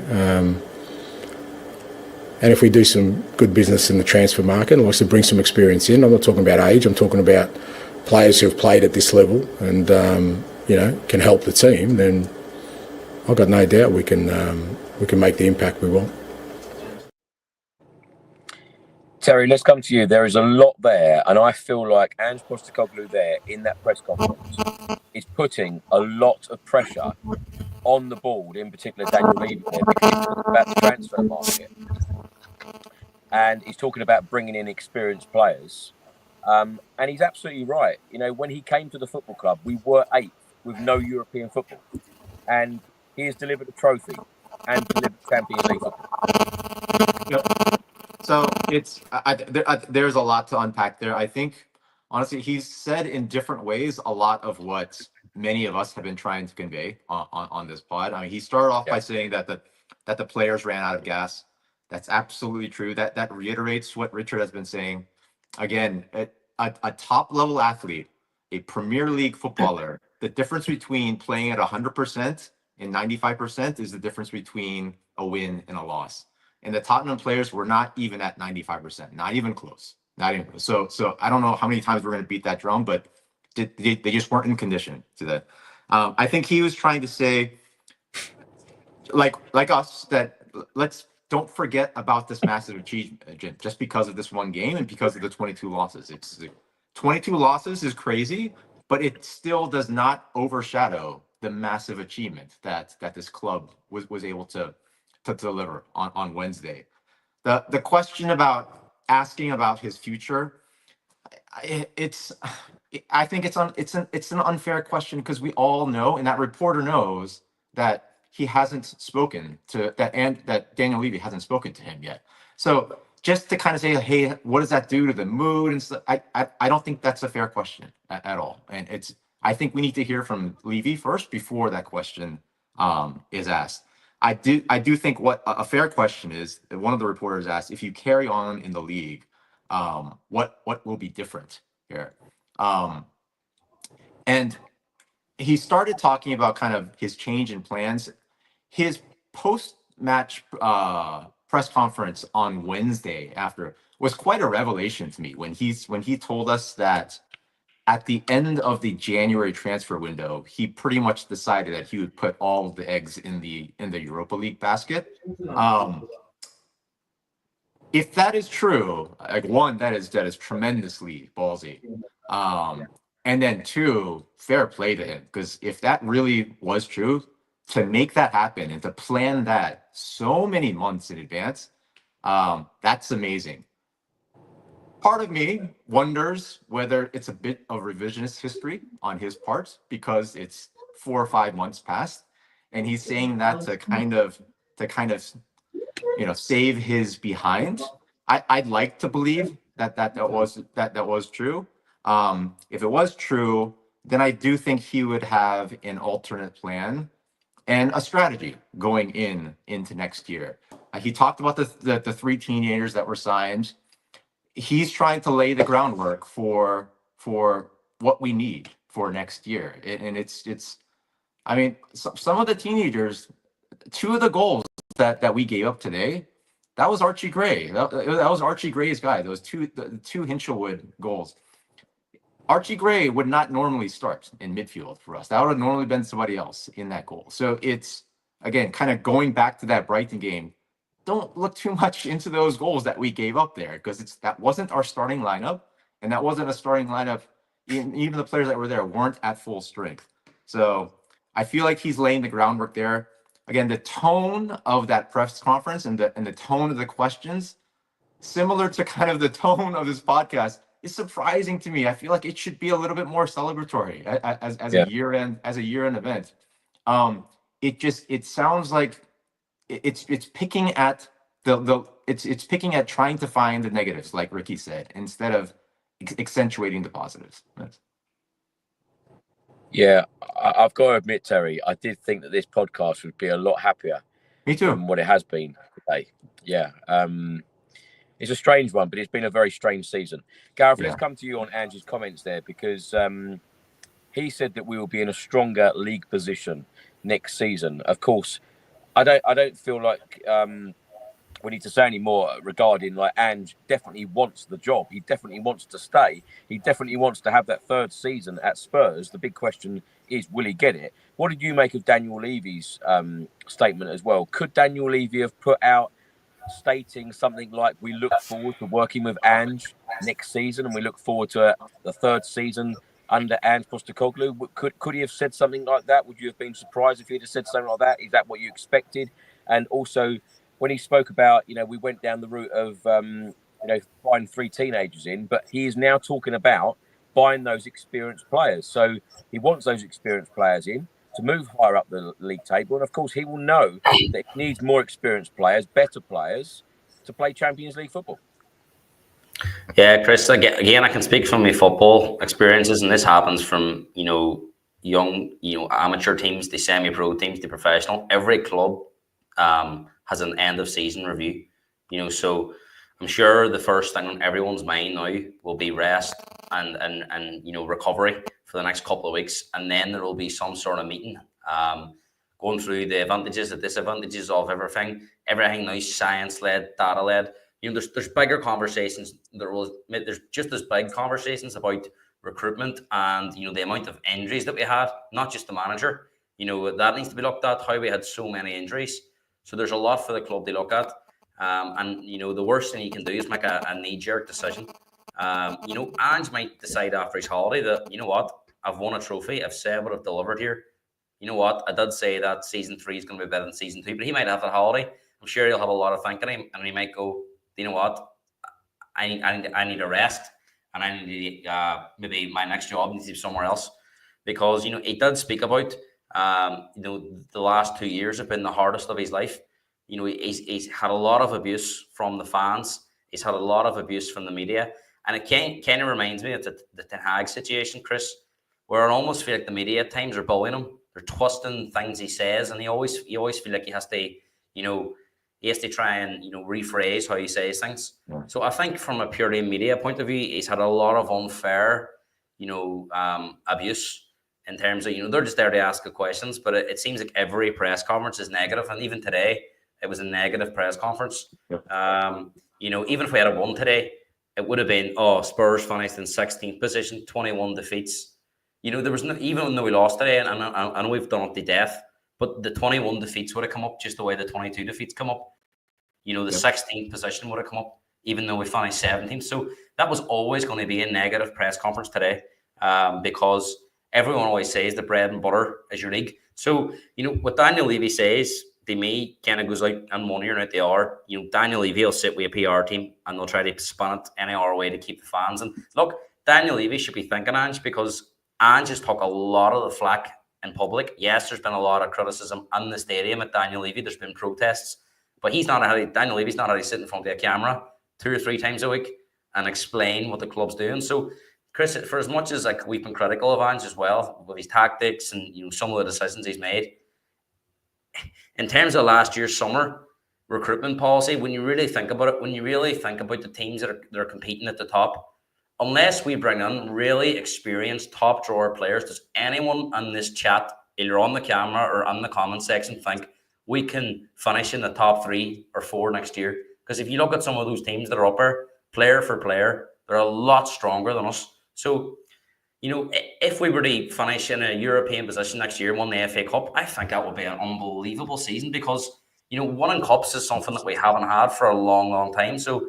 you spoke about it, Chris, and them scenes in Bilbao are only going to be, they're only going to be redone again if we win a league or a Champions League or an FA Cup. You know what I mean? So, as Spurs fans, we need to remember where we are. And we do need investment. We do need Daniel Levy to be a bit more brave. And I think that's what Ange is speaking about. The club needs to bring in experienced players, top quality players that have Champions League players to take us to the next level. If we sack Ange and we don't bring in experienced players, what's the point of sacking Ange? What's the point of bringing in a new manager? Because you're only, you're looking for a miracle. And I think Pochettino referred to miracles constantly. And look, as good as Pochettino was, there wasn't as many strong teams about when Pochettino was here. Leicester won a league title in that time. You've got Liverpool now, you're back. Man City, Pep coming at Man City. Arsenal have come back. Chelsea are coming back and they form. Newcastle have emerged. Aston Villa have emerged. It's very difficult now to even finish in the top 6 or top 7. So, we have to have a massive meeting in the summer about the policy, the transfer policy, the recruitment, about the medical team, and if Ange is the right man leading us forward. So, all this talk about Ange, there's a lot more goes on behind a football club. I'm at an amateur level, and there's a lot goes on behind my football club. So I can only imagine at elite level what it's like. And Richard has referred to some of that there from his athletic background at a professional level. Chris, you're on mute. Gareth, on that point, if you were Daniel Levy right now, what would you be? You say if you had a meeting tonight with Ange Postecoglou, what would you be discussing? What would you be asking him? Because how does Ange Postecoglou have that conversation and say, look, I deserve a 3rd season. I've just won a trophy for you. This is what I need in terms of the transfer window. And then Daniel Levy says something like, well, what about 22 league defeats? What do you want to hear as Tottenham Hotspur chairman from Postecoglou on the league defeats? Yeah, well, Chris, what I would say is, right, I'll answer both from both parties. I think Ange is in a much stronger position to negotiate than Daniel Levy, because no manager, and Daniel Levy's been everywhere. He's went for different style of managers and they've not delivered.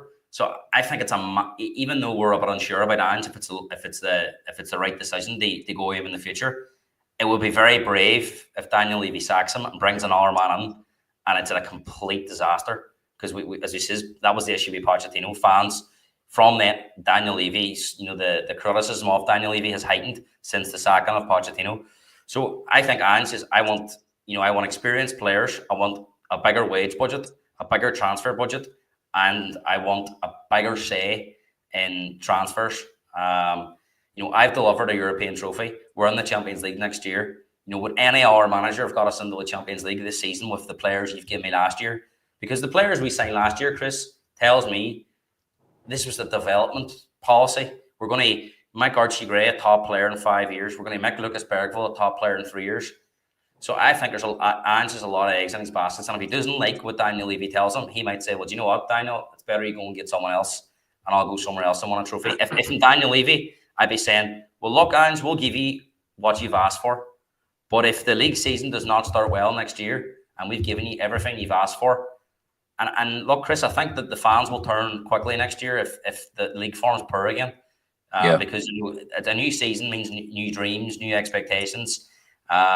So I think if Ange gets what he wants, the pressure will be on him. But I think Ange wants the pressure. I think Ange loves the pressure, and he at times he wouldn't have said what he said if he didn't want to be under pressure about I always wanted my second season, and he wouldn't have said what he says on the team bus about season 3 is going to be better than season 2. So I'd be saying to Daniel Levy will say to him, well, Ange, we need assurances that you're not going to play this kamikaze football. You're going to set up the 1 games. You're going to have a lot more analysis done on opposition teams, and not just, well, that's the way we play, mate. That's the way we play. Not just thinking about how we play, but setting up how to adapt against other teams. And if both parties buy into that, I don't see a reason next year, Chris, why we can't have a far better league season and maybe pick up a domestic cup. I think the Champions League is going to be difficult no matter what we do. There's so many strong teams in it. But if we have a good run on that, it's a cup competition. Anything can happen. Big teams could get knocked out. The draw could open up like the year, we got to the final against Liverpool. And we could have a really, really good go at domestic cup. And I think Ange has proved this year that domestic cups mean something to him. With Jose and Conte and Poch in the past, they kind of always went for the league. When I think, Chris, our best chance of winning a trophy next season is probably going to be one of the domestic cups.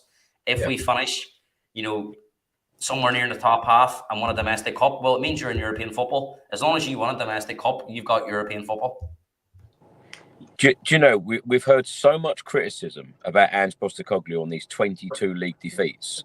I feel like we've heard more criticism than we've actually heard more praise than winning the Europa League. And I think it was you earlier, Rich, that said it. And I said this the other day as well, that whenever we've won games very well and even lifted this trophy, give the credit where credit is due.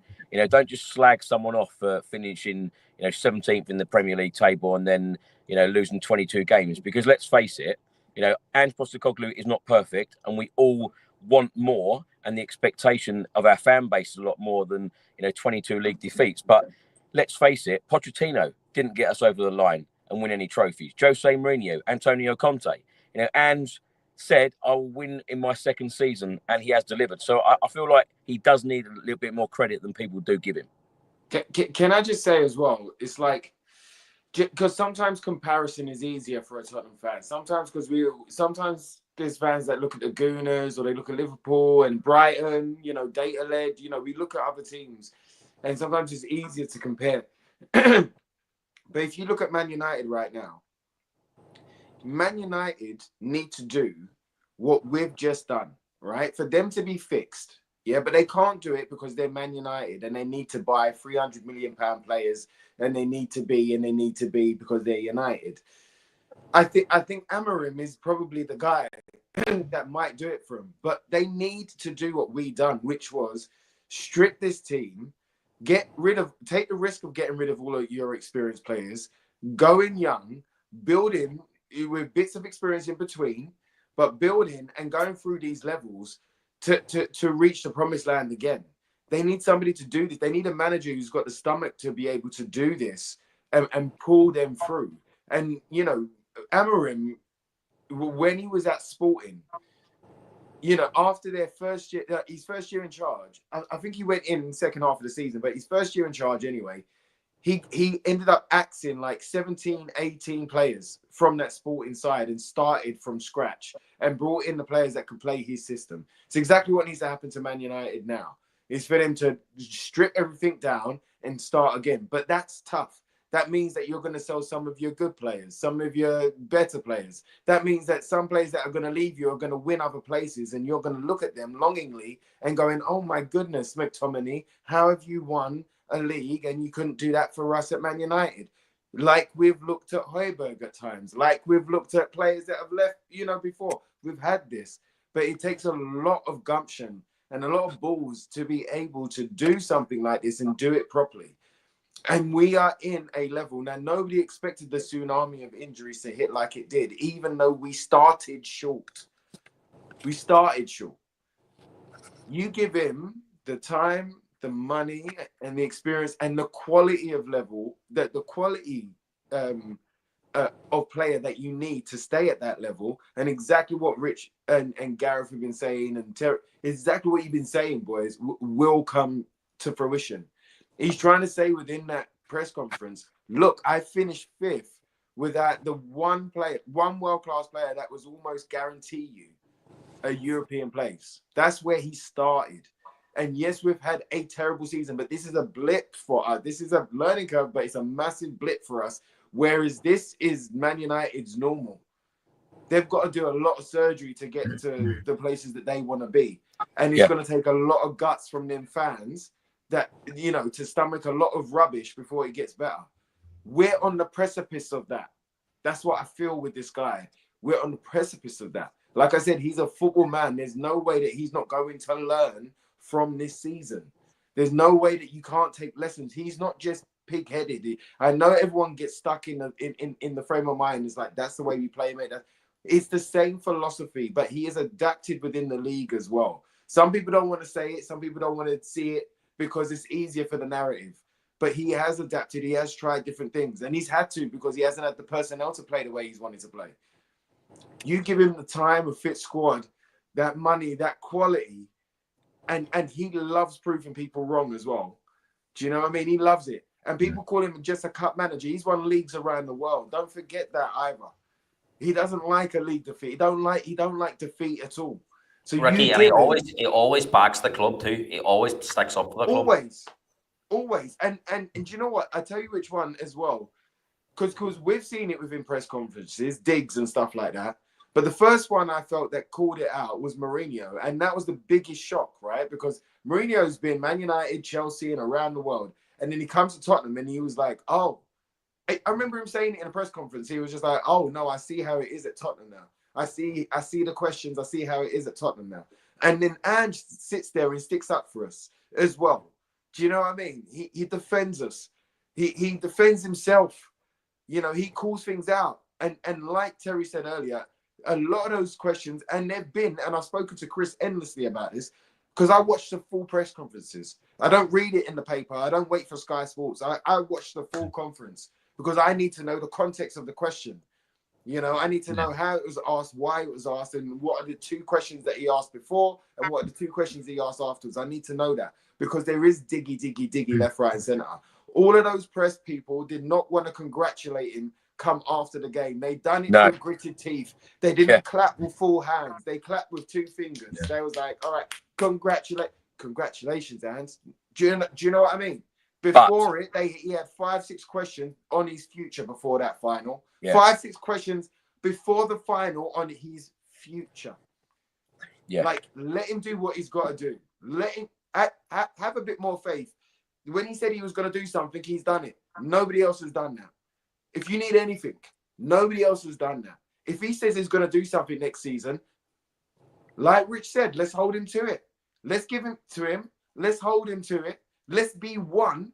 But how he was on Wednesday, how he was on Friday. Let's be one and see how far we go, man. Right, what we're going to do now is we're going to listen to the second part of Ange Postecoglou's press conference. Algie, I'll then come to you. And then while we're listening to that, if you guys want to think about your answers for the final 3 questions of the podcast, your favourite moment of the season, I feel like that's going to be a pretty easy one. So perhaps think of another couple of moments. Your worst moment of the season, and talk about your player of the year, who has been the outstanding player in your eyes. So those will be the final 3 questions. But let's hear from Ange now. Just check. Experience in the market would be the most important thing to help the club be stronger and compete in the multiple processes. Yeah, I think not just for us, any club that gets into the Champions League, I think understands that. I think that's, it's the most elite competition in Europe, and it's great demand. So I think every club that gets into Champions League sees it an opportunity to strengthen with, like I said, experience probably not the right word, but players who have played at that level, who are going to be comfortable at that level, not players who are stepping up to that level. That's the difference, yeah. And there's other futures to sort into Romero's everything to move away. How key is it that Tottenham keep it, and do you feel like you could be the man to actually keep it? Yeah, look, I think Romero is absolutely important to keep at this football club. You just saw the way he's been in the last, and he hasn't been fully fit, to be fair to him, with his toe, but you've seen he's a World Cup winner. He's a winner, and you saw that in all the big games we've had. And I think the lads certainly respect him very highly, and he makes them tall, walk a bit taller. So, from my perspective, it's a no-brainer about, making sure that players like him, because, if he goes, who do you replace him with?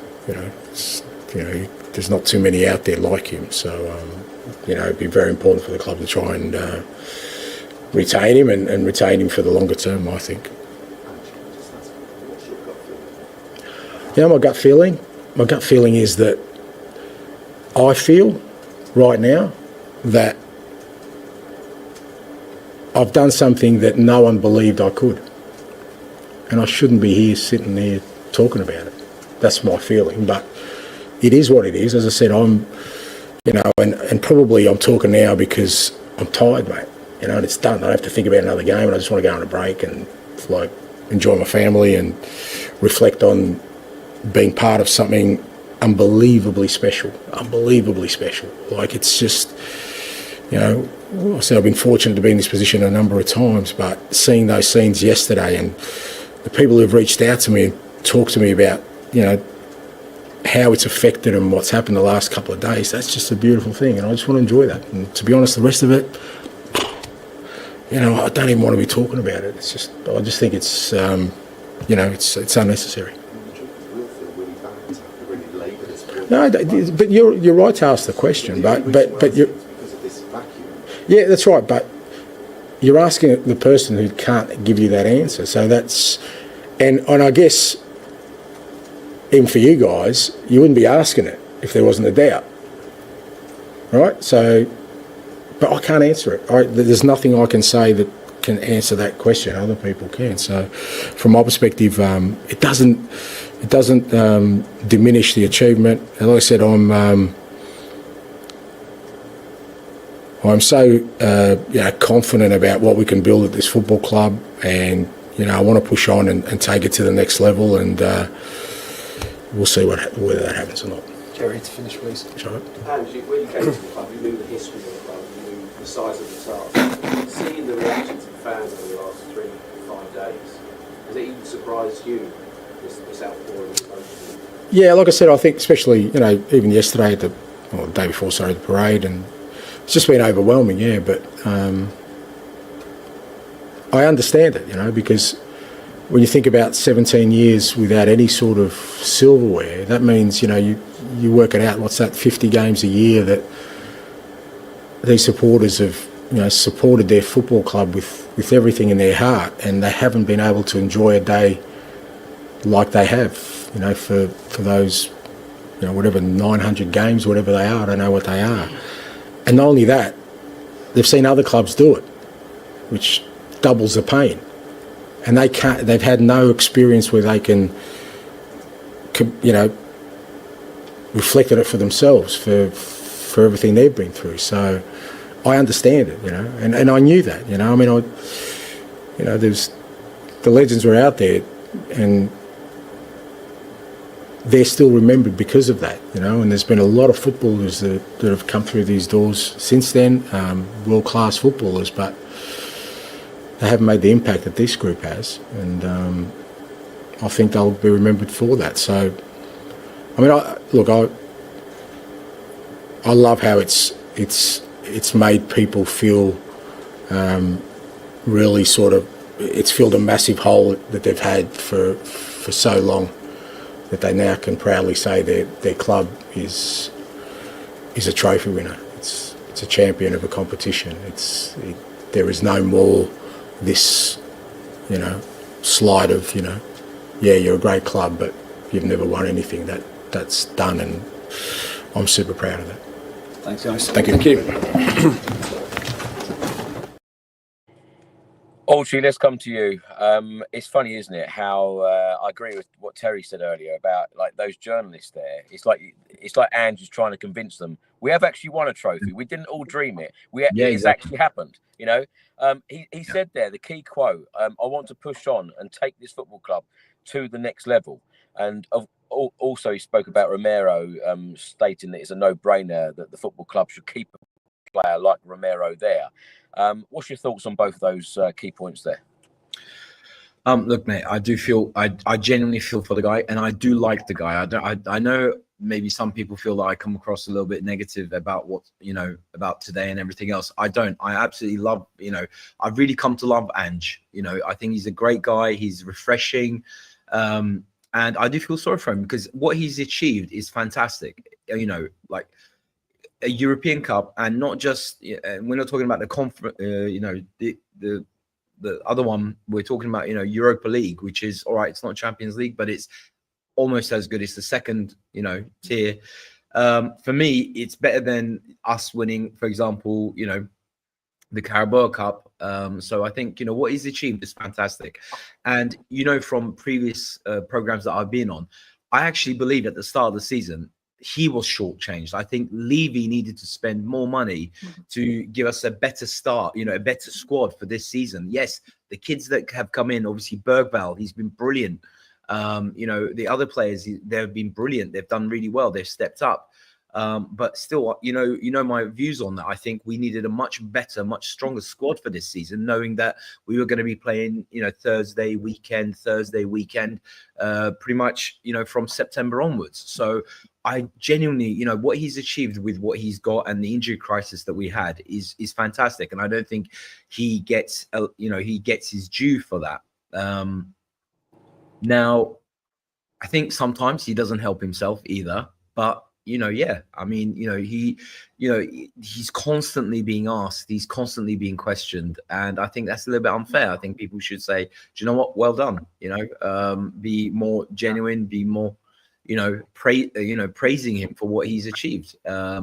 So that must be hard, mate, because I think any other manager, like, managers who have won stuff like Arne Slot and, whoever else, they're probably getting more credit or more praise than, he has been. So, I do feel for the guy. Now, I think definitely exactly how it was last summer. I think this summer, again, and, we've again spoken about this many, many times, like Levy and the board. The thing is, when you look at history of them, we've never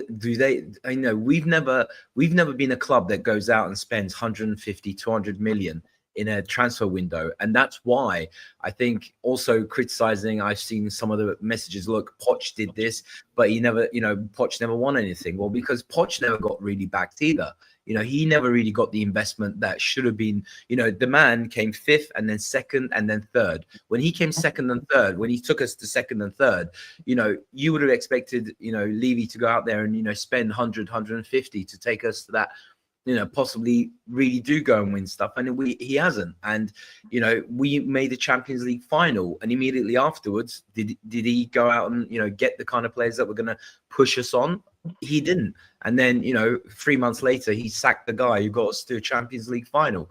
So, do I believe? And this is the thing that makes me uneasy, because seeing how we shortchanged Ange last summer, I'm not confident that we're going to go out there and get the caliber of players that, Ange needs for us to be competitive, both in the league and in the Champions League and in the domestic cups, because I've never seen it. Now, I would love to be proven wrong. I would love for, Levy to go out there and get like 4 proper right now, at the peak of their powers type of players to add to the good players that we already got, youngsters and the established players, for us to then really go on next season and, go far in the Champions League, go far in the domestic cups. Romero, that's a player that we definitely, what I've seen of him in the last couple of games, brilliant. That's the Romero that we've all want to see. And I think it's important that we keep a player like Romero. I think it's important that we keep, Romero's, Van de Ven's, and build on on the core of this team, which is on our day, our best 11, I think, is capable of beating any team in the league, or potentially maybe even the Champions League. But Champions League, especially, I mean, this season, obviously Europa League, people are saying about Bodo Glimt and teams like that. Well, next season Champions League, the level of it's going to be top teams and top players. So I really hope, and I really hope that they sit down, and if they are going to continue with Ange, now I don't have a problem with continuing with Ange, but I do think that he needs to input the type of players that he wants. I mean, I'm sure in his head he's got a list of names that he would love to add to this squad. Now the question is Levy going to go out there and go for it, or whoever is in charge of recruitment now? I mean, I've seen in the papers in the last 24, 48 hours that apparently Paratici's coming back. Now, is Paratici the kind of person to, if he does come back? Again, this is something that I've always questioned in my mind. Do they really? How much do they really listen to the manager? Does the manager give them a name and they go out there and try to get those names, or do they just basically go out and get who they believe would be a good player to add to this squad, and then tell the manager, look, this is the player that we're buying for you, and you got to get the best out of this player, And I think Ange is the sort of manager where I believe that he needs to be given. Exactly. So whatever the name he has in his head to play left wing or to play his system, then you got to go out there and back him and get that player. I don't think he's the kind of manager to where they might have a list of players that they've got, the head of director of football or whatever, or Paratici and Levy sit there and come up with a list of names that they believe are good players to add to our squad. I don't think I don't think Ange is the kind of manager who's going to thrive in that kind of setup. I think so that's why. Has he earned the right? I think definitely, yeah. By winning the Europa League, I think he's definitely won the right to request the type of players that he needs for his system, and hopefully he gets those players, and then he can be judged on his system and the players that he's brought into the club. Well, BBC Sport have just asked Ange Postecoglou, how would you assess the season? And Ange simply replied, outstanding. We haven't won a trophy in 17 years, and we've just won one. So I feel like that is a great answer. I really do. Waka, 17, I don't know how. We won it in Bilbao.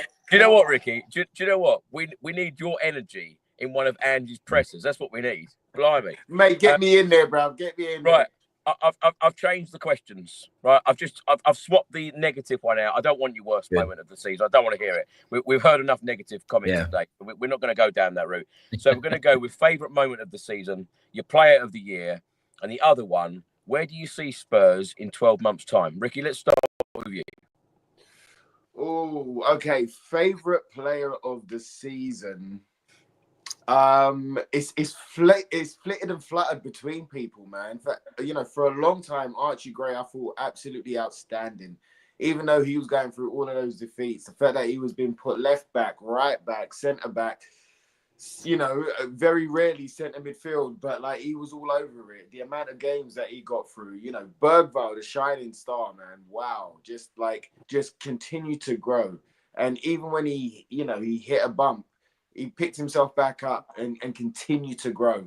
All of the bumps that he's had this year has been amazing growth for him. And, so he's been tremendous. And then, it's gone through it. And there's been times where they've not been a player of the season, and there's been times where there's been a couple. I thought Maddison as well. There's been times where he's come in and when I think about that Europa League challenge as well, like that Hoffenheim assist that he done, I think the Leverkusen assist that he done, I was just like, there was some special, but then Kulu as well. So it's really tough, but I'm going to give it to Bergvall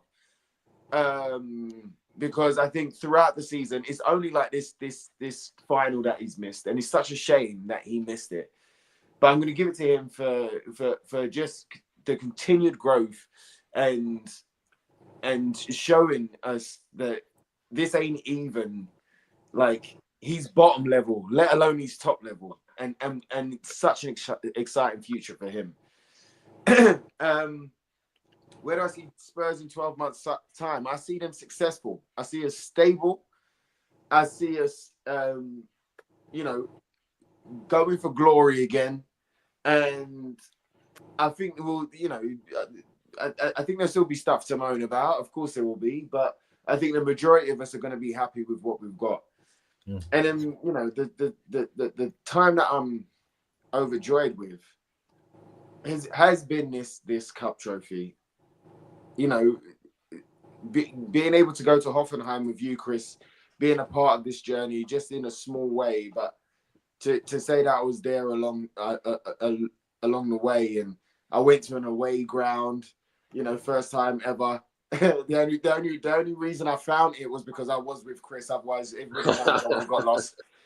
That's true. But it's been the people, bro. It's been the people as well. Along this journey, it's been the people. It's been being able to go away with you and all of the away day crew.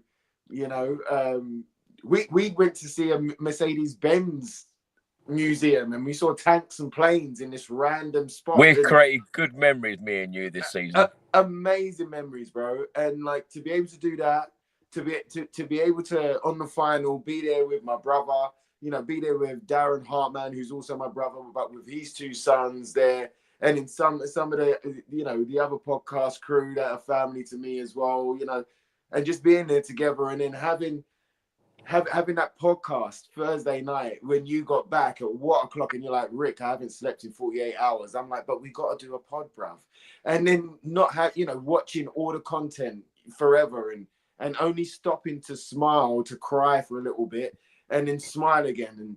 And then look at the WhatsApp group with another 14 messages with different videos and different clips and different things, do you know what I mean, going on.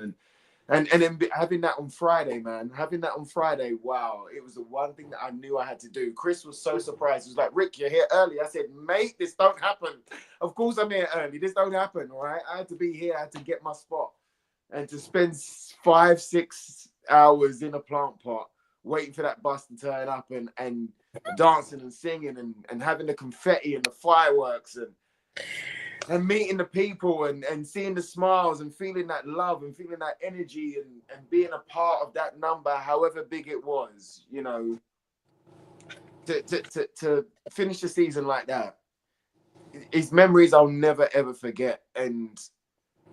But for me, it was all of you people along the way, you know, Jace, Christina, TJ. I was at TJ's party yesterday. He turned 50 and I was at his party and we were singing Tottenham songs in a Fulham Chelsea pub and there was a hella gooners in there because their women were playing, but all the songs were Tottenham, all of them. Do you know what I mean? Like this togetherness, this thing, you know, I can't remember who said it in the press conference, but they were talking about the shirt being the thing that brings us all together. I think it was Johnson. I think it was Johnson talking about it when we won it. And I think it was on Spurs Play. But he was talking about, like, everybody comes from a different place and, you know, everybody's got their own story. And he was like, there's some of these players that, you know, there's some of their stories I wouldn't wish on anybody. But the one thing that connects us is this shirt. And that's how I feel about all of you guys and all of your opinions, you know, good, bad, or ugly. I don't, you know, I love you still, all of you around the world. I still love you. I still got time for you.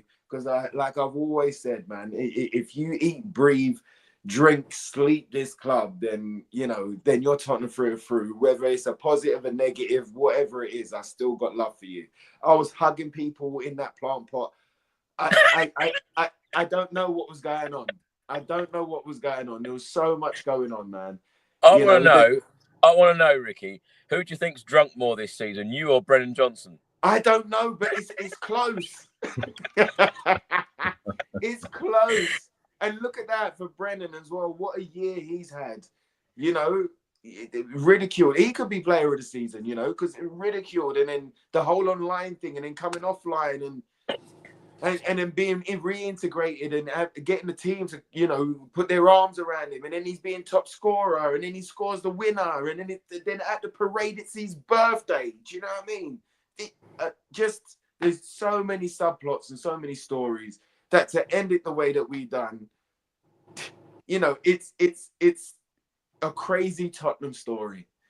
When we look back in years to come, it will be the craziest Tottenham story, because you say, you know what, we had 22 league defeats, but we won a European trophy, and that was the catalyst that pushed us on to glory year in and year out. And the man that everybody doubted, he was the man that fixed us and, you know, got us sorted so that we could go on and have more days like that, you know. And that's what I see, that's what I feel, and the good times are coming, the tide is changing. This changes everything. Watch these players next year. Now they've got the experience of winning. They're winners when they start the next year. They're champions when they start the next year. That's gonna give them a different kick up the butt. Whoever comes to us has got to step up. They've got to add to the champions. Do you know what I mean? You can't fall back. You got to take this forward. We're not going backwards. This is going to be the summer that we spend. This is going to be the time that we invest. This is going to be the time all of the curses will be broken, and we will be smiling more times than we're frowning. We will be agreeing and hugging more times than we are debating and fighting about whose future's going where, what, when. I promise you. And I can't wait. Everyone needs a Ricky Norwood in their life, I tell you.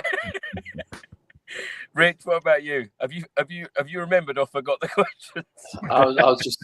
I was just hypnotised by Ricky's novel of experiences. I feel like it was closer to EastEnders than Tottenham Hotspur, I think.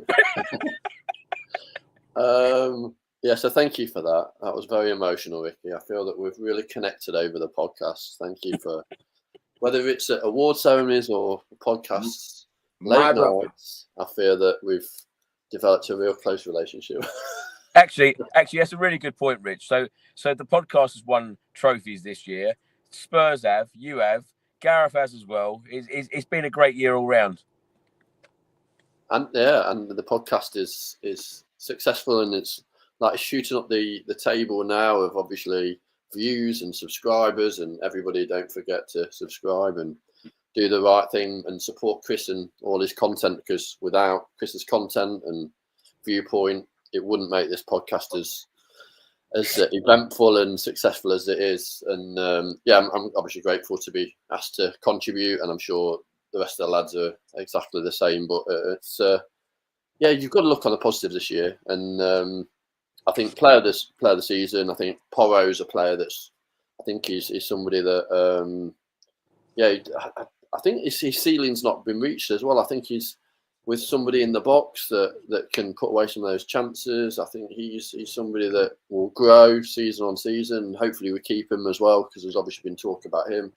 Kulu obviously as well, and Johnson, players that obviously put the ball in the back of the net or have got that creative spark. But yeah, Porro for me, just as a little bit of a change up from obviously the attacking kind of scoring players to somebody that, yes, he shoots sometimes too much, but he's always somebody that you can rely on getting up and down and kind of really putting his body on the line for the team, and that means a lot for me. And moments wise, obviously, we talk about kind of like the cup moments.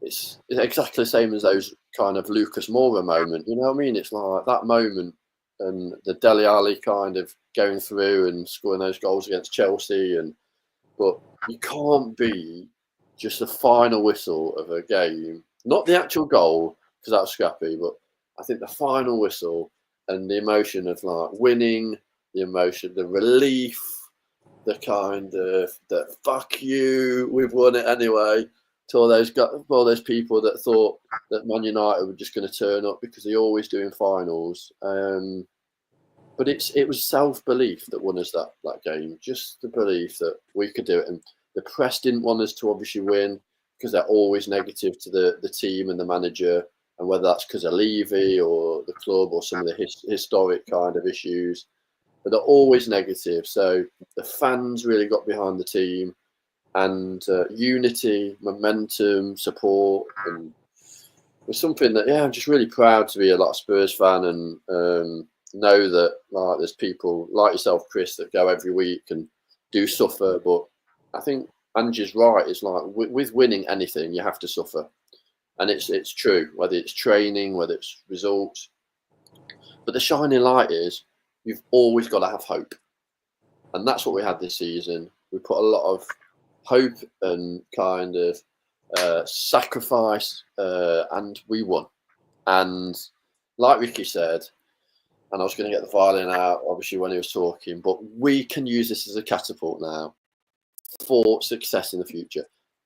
Wednesday was beautiful, but let's repeat it. Let's repeat that success and have those moments that we can share year on year, and whether it's to our kids or grandkids, to say, actually, we were alive when we actually did something really special, and now Spurs is a top team that's competing on all levels. Yeah. Yeah, well said, Rich. And Terry? So favorite moments, I mean, other than the Sun Trophy lift, which of course, but I feel like there are so many magical moments in the Europa League leading up to that. So when you asked that question, what immediately came to mind was that Hotspur game where they were kind of pushing us off for a while. And it was around the 70th minute that Dane Scarlett scored that header to put us on the board. And then Ajayi scored, and then Mikey Moore scored. That was just so unexpected and such a great way to guarantee our place in the top 8. Then Frankfurt away. I think most people thought that Frankfurt was the end of the line for us in Europa League. Chris, I don't know if you even believed that we would go there and get a result. To go there and get a result, the Bodo that Brendan Johnson's first the goal in 30 seconds in the home leg, that first leg, it was absolutely electric. The noise in the stadium that was coming out of that was just unbelievable. In terms of player of the season, so in a season of unprecedented injuries, the guy that's been there week in, week out, I don't know how many times he played 90 minutes Thursday, Sunday. I agree with you, Richard. It's Pedro Porro. He's always been there. There's times when he might have been a defensive liability, but he was arguably one of our most creative players from the right wing, from right back this year. He played every game without complaint, with a good attitude on his face. You could see how fully poised he is. So for me, it's Pedro Porro as well. And then Chris, I think your last question was just kind of where I see the club in 12 months. It really depends if Ange is here or not, right? If it isn't Ange, then absolutely no clue. If it is Ange, yeah, I do have hope that there is progress next year. Realistically, it's hard to see, even if he's backed, just because you look at these teams now, it's hard to see a top 4, maybe a top 5 or top 6, but definitely progress from this year. Hopefully some deep cup runs, right? It'd be great to see a deep run in the Champions League. Maybe a little bit of luck. I think with the Europa League this year, I think the stars aligned for us. A lot of the best teams were eliminated by other teams, and we got a favorable draw there. So if we could get something similar to that in Champions League, that'd be wonderful. But Richard, like you said, if we don't have hope, if we have like why do we do this, right? Like let's keep on to the hope, and let's keep riding this high that we have from this week. We haven't had this in 41 years. Like, let's enjoy it. Let's eat that cake. Let's not worry about anything else. Let's enjoy it. And Gareth?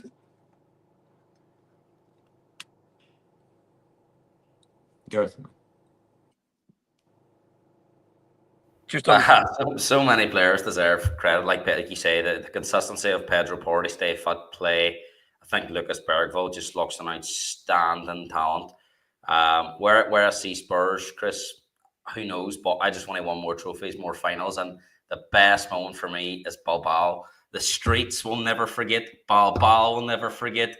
And remember, lads, it's Johnson again. He is my player of the season, because he has scored the most important goal in the history of Spurs. So they will never forget. The people in Bilbao, they loved us. The experiences that we had in Bilbao, we will never forget. and just at half time and at the end, the Johnson again, ole. Unbelievable. It'll take me, I'll never get over this, lads, never. It was unbelievable, and I just can't wait for next season to start, and it's going to be a better one. Orchie? This is the thing about answering last to these questions, because everybody kind of says what you were planning to say. But yeah, definitely, I agree with Gareth. I think Bergvall, simply because of, it was his first season and he's so young, and he's like, with each game, he just became more and more, better and better. He's been brilliant. Really, really impressed. We already had heard that he was supposed to be a special player. But this immediately in his first season, obviously, it was because he had to, because of the injury crisis that we had. So I think that's one of the that's one of the things about the injury crisis that we had. A lot of these players that probably wouldn't have got much game time this season actually got a lot of game time, and if anything, for the upcoming seasons, their development has been sped up. By the fact that they had to play so many games this season, so many minutes. So Bergvall's definitely up there. I agree with Porro. I think he's been really good in a lot of games. I think some people are forgetting Jed Spence. There was a period where Jed Spence, was probably a number of games was probably our best player. Again, massive question mark why he didn't get, anyway, doesn't matter. But yeah, there's several players. So I think, my favorite moment, I think, I have to agree with Richard. That moment, literally, that 7 minutes of added extra time at the end of Wednesday, I swear to God, it felt like 7 hours. And when that whistle went, and then you saw everyone charging the field, that's when I literally had tears coming down my face. And kind of in that game as well, also that image of Van der Ven, that header that he saved off the line. One of the camera photographers got an amazing photo of him literally like in the air, kind of doing a bicycle kick type of amazing image. That will stay with me for a long time. And of course, Sonny finally lifting a cup after 10 years. So a lot of special moments there. So in 12 months, where do I see Spurs? I think if we get this summer right with the right kind of players, there's a lot of responsibility that falls on Levy. I think whoever the manager is, and again, I will not complain if it's Ange. I think he's earned the right to be given a chance, like he said, to take this team forward. But he does need backing. I think we need at least 3 or 4 like top level players to complement some of these players that we have, which are fantastic. I think, why not? I'm sure we'll finish a lot higher in the table. And I think we've got a good chance. I think what Ange has shown is, especially in the European competitions, he can adapt to, getting some really good results, even though, people can write us off. I think he's got the know-how and the experience to really, maybe in the Premier League, he can learn. He's still got a bit, this season, sorry, I'm finding it hard to get my words out. I think this season has been a really good learning curve. And I think if he is in the job, if he's given the chance, I think we might see a slightly different approach from him in the Premier League. And also, obviously European games, I think he's definitely got, the know-how, the skills to really set the team up in a way where wherever we go, whatever result we need to get, he's shown that he's capable of getting it. So I don't know. I expect us to go far in Champions League as well. I expect us to at least get to quarterfinals or semifinals. I'm saying, who knows? Maybe we'll go all the way. Maybe this time next season we'll be like talking about, oh, we're in the final of the Champions League. Maybe another Champions League final. Why not? Exactly. Why not? Got to believe. I'll quickly give mine. I'll tell you what, this week has been amazing. Monday flying out to Barcelona, then to Bilbao, and then Tuesday out with Gareth and the lads. And then on Wednesday, the game itself, incredible atmosphere. seeing Son lift that trophy, seeing everyone parading that trophy in Bilbao was just absolutely sensational. Thursday, of course, arriving home, recorded the podcast with Ricky and the other lads, and that was great. Friday, the parade with Ricky in the plant pot. You know, that's always going to be in the mind forever. What a day that was, though, to see the players and to see how many Spurs fans actually came out, you know, in force to see us lift that trophy, and the atmosphere was incredible. And of course, today, seeing them parading that Europa League trophy again. So it's been a really, really fantastic week. Player of the season for me, I know 3 supporters groups gave it to Lucas Bergvall. I'm going to give it to him as well. I think he only started 11 Premier League games, but what a player he is going to be in the future. You know, Ange mentioned in the presser, and he's mentioned in other pressers as well, that, you know, we signed teenagers, but these guys have got vast experience now going into next season and beyond. And you think in a couple of years' time, what sort of player Lucas Bergvall is going to be. So very, very exciting. And in 12 months' time, hopefully, it will be at the Puskasca Arena for the final. Johnson again scoring, and perhaps Eze scoring our winner in the Champions League final. Yes. That's where I'd like to see us in 12 months' time. Yes. Yeah. Also, Super Cup winners. There's plenty of beer in Budapest as well. Yeah, Super Cup. Exactly. There's plenty of beer in Budapest as well, Chris. Exactly. Orchie, thank you so much for joining us again. Where can people find you on social media and what you're up to at the moment? Instagram is probably where I'm most active on. So London_Orchie. At the moment, just the last month has been a bit tough, but just work and stuff. But I don't know. I'm hoping to maybe in a month or so come over to London. So I don't know if anybody's up for drinks. I'll definitely be, keep in touch. Ricky's always up for drinks. We'll make that happen. We'll have a celebration. Gareth, thanks so much for joining us again, and have a great summer. I'm sure I'll be bugging you to come on the podcast during the summer talking about transfers, but what are you up to at the moment apart from winning trophies yourself? I was going to say I was going to have a break there from podcast, but it doesn't sound like I'm going to get one. So, no, Chris, I'm available. I'm available anytime. Look, I go over the next week now. You're just going to chill out and enjoy. Probably watch the parade back so many times because there's always bits you miss. Back to work now after a great holiday in Bilbao. You can find me on Twitter at Hotspurs, and I think after the next week I'll just be looking forward to the Premier League fixtures coming out. I think that's usually always be on that podcast with you because I know it's an early morning one, so I'm looking forward to seeing the fixtures, looking forward to seeing who we're playing first, Christmas, Boxing Day, and who we're going to be beating on the last day of the season to win the league. So look, unbelievable. We go again next year, Chris. Thanks for all your input this year, keeping us going. Fantastic. I want to thank the people of Bilbao. They were so nice to us. And look, I think the people in Bilbao probably realise, and the people watching on our clubs of our fans, just how big Tottenham Hotspur are. People say Man United are the biggest club in the world. Well, we were the biggest club in Bilbao, and that will love me forever. Gareth, can I just ask you publicly how you felt when the Spanish lady said to you, "Can you speak in English, please?"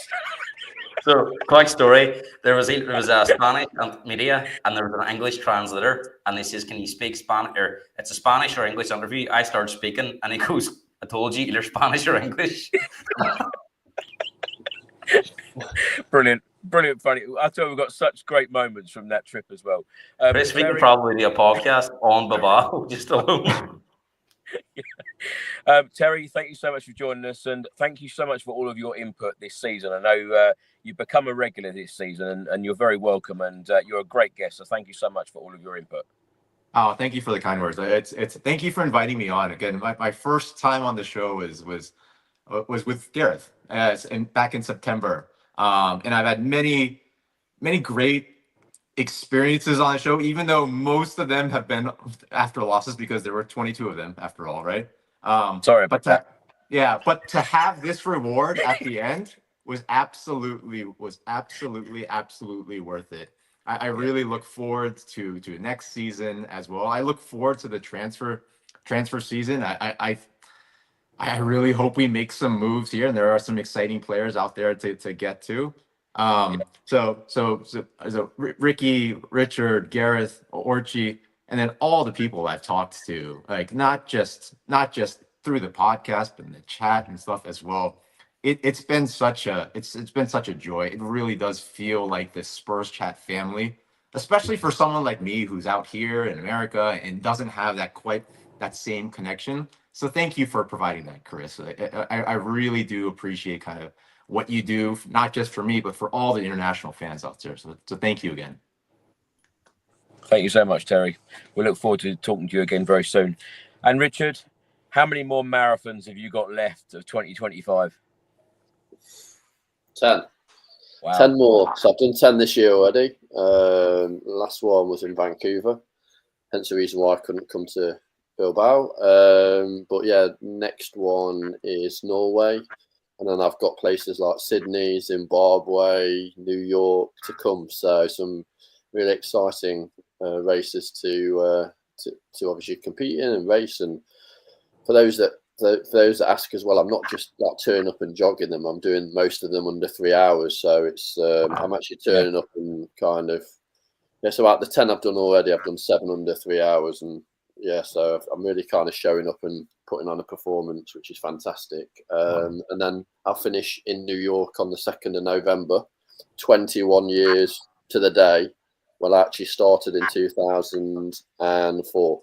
So, yeah, really looking forward to hopefully getting my 100th in New York in November. And, looking forward to obviously, cheers, thanks. But, yeah, just really enjoy, obviously, the camaraderie of the podcast and obviously getting to know all you guys, and really appreciate your support. It is a family. It's a family club, and it definitely feels like that. And success breeds success. So hopefully me talking about my own success passes it on to obviously your viewers and people that connect through obviously the club, which is really important. But also it's important that we all support each other, and I'm a massive advocate for yourself, Chris, and what you're doing, because it really does make a difference. And it, like you said, obviously from obviously the parade as well, when you can kind of see it, you can actually believe it, right?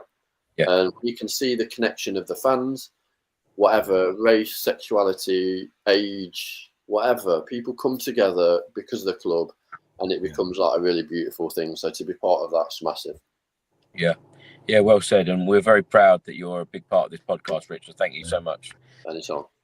And Ricky, a big thank you to you, because you and Craig, I know Craig was off to Wembley today to watch Leyton Orient in the playoff final, but you and Craig in particular have been the most regular of guests to come on. And like Terry said there, you and I have even had mixed words during this season about Ange Postecoglou, about us losing game after game, and it's been tough.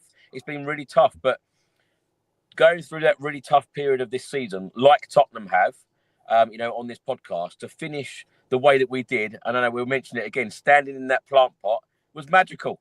Magical, bruv. Absolutely magical.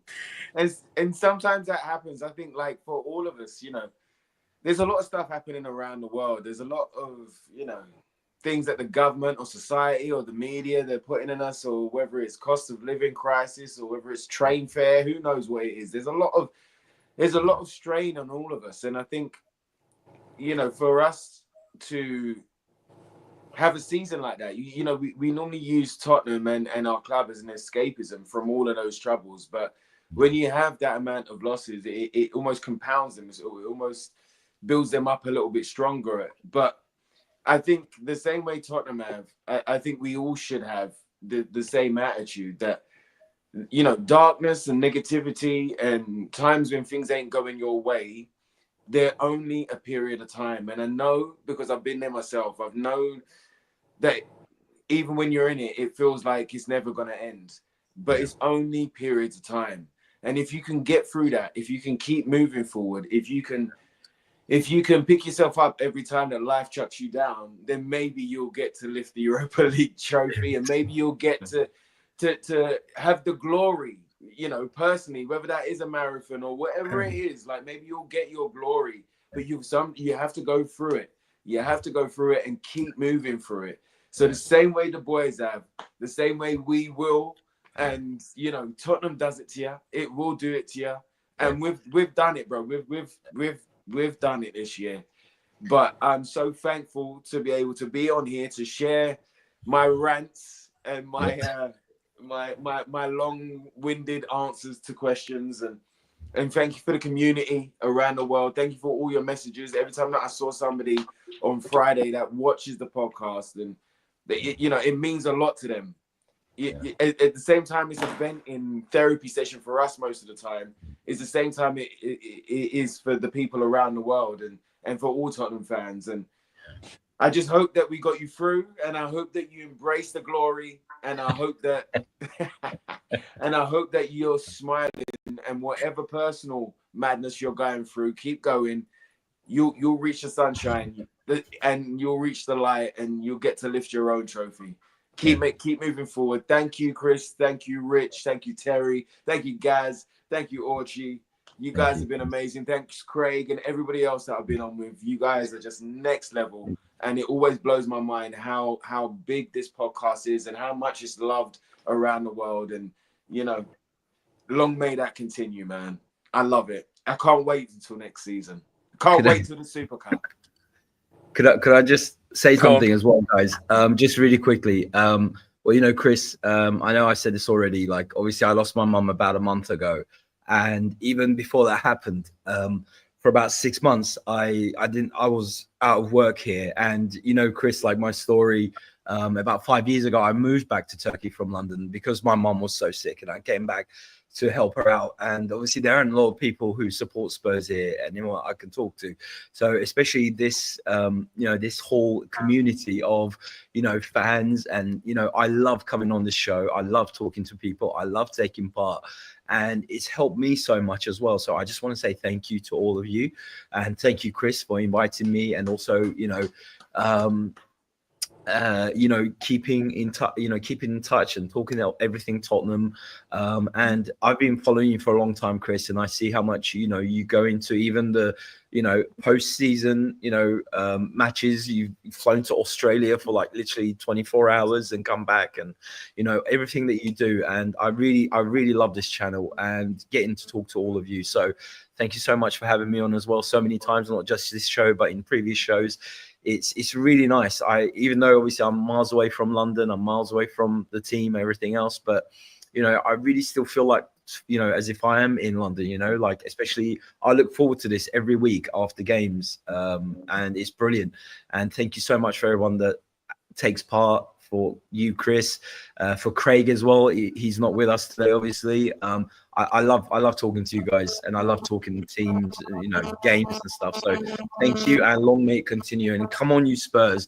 Let's have a brilliant summer. Let's get some brilliant players in, and let's go again next season. And let's absolutely smash it next season. Whoever is there, love this team. Love all the fellow supporters. Thank you, Chris. Thank you, Ricky. Thank you, Richard. Thank you, Terry. Thank you, Gareth. You guys are brilliant. Everybody, everybody else that I've been on previous shows, all of you, big love from Istanbul. Ulchi, thank you so much for those kind words. And I also say a public thank you as well, because this last week hasn't only been insane of what the club have done lifting this trophy, but the amount of people that have come up to me in this last week, particularly in Bilbao and at the Tottenham Stadium today and at the parade as well, stating that they really love this channel and the podcast, etc. So thanks so much for all of your incredible support. And we've actually broken a record this month as well. We've had nearly 11 million views so far this month, which is a record, which is just unbelievable. And by the way, Ricky, this is Richard sending me WhatsApps while we're live, calling us the Flower Pot Men. So we're going to probably be known as Flower Pot Men from now on. But I love it. The last thing I'll say to you, Ricky, is get ready to pack your bag for Champions League football, because that'll be one hell of a ride, that will, in the Champions League. And have a rest up in the summer, and I look forward to seeing you back in the starting lineup for August. Mate, I hope we get a Turkish team, so you guys come out here and we'll all we'll all go out, hang out together. Yeah. Champions again, ole, ole. But thank you so much. Again, ole, ole. Thank you so much to everyone who's listened and watched this podcast this season. It is really, really appreciated. I'm just so glad that we did end the season with a trophy. Yes, it has been hard to watch those 22 league defeats, but it'll be an interesting situation. What happens next with Ange Postecoglou? I'm sure we will get some news one way or another very soon. Enjoy your summer, everyone. There will still be daily updates coming out on the channel, so do look out for them. And enjoy the win, enjoy the victory in the Europa League. Come on, you Spurs! Come on, Come on, you Spurs!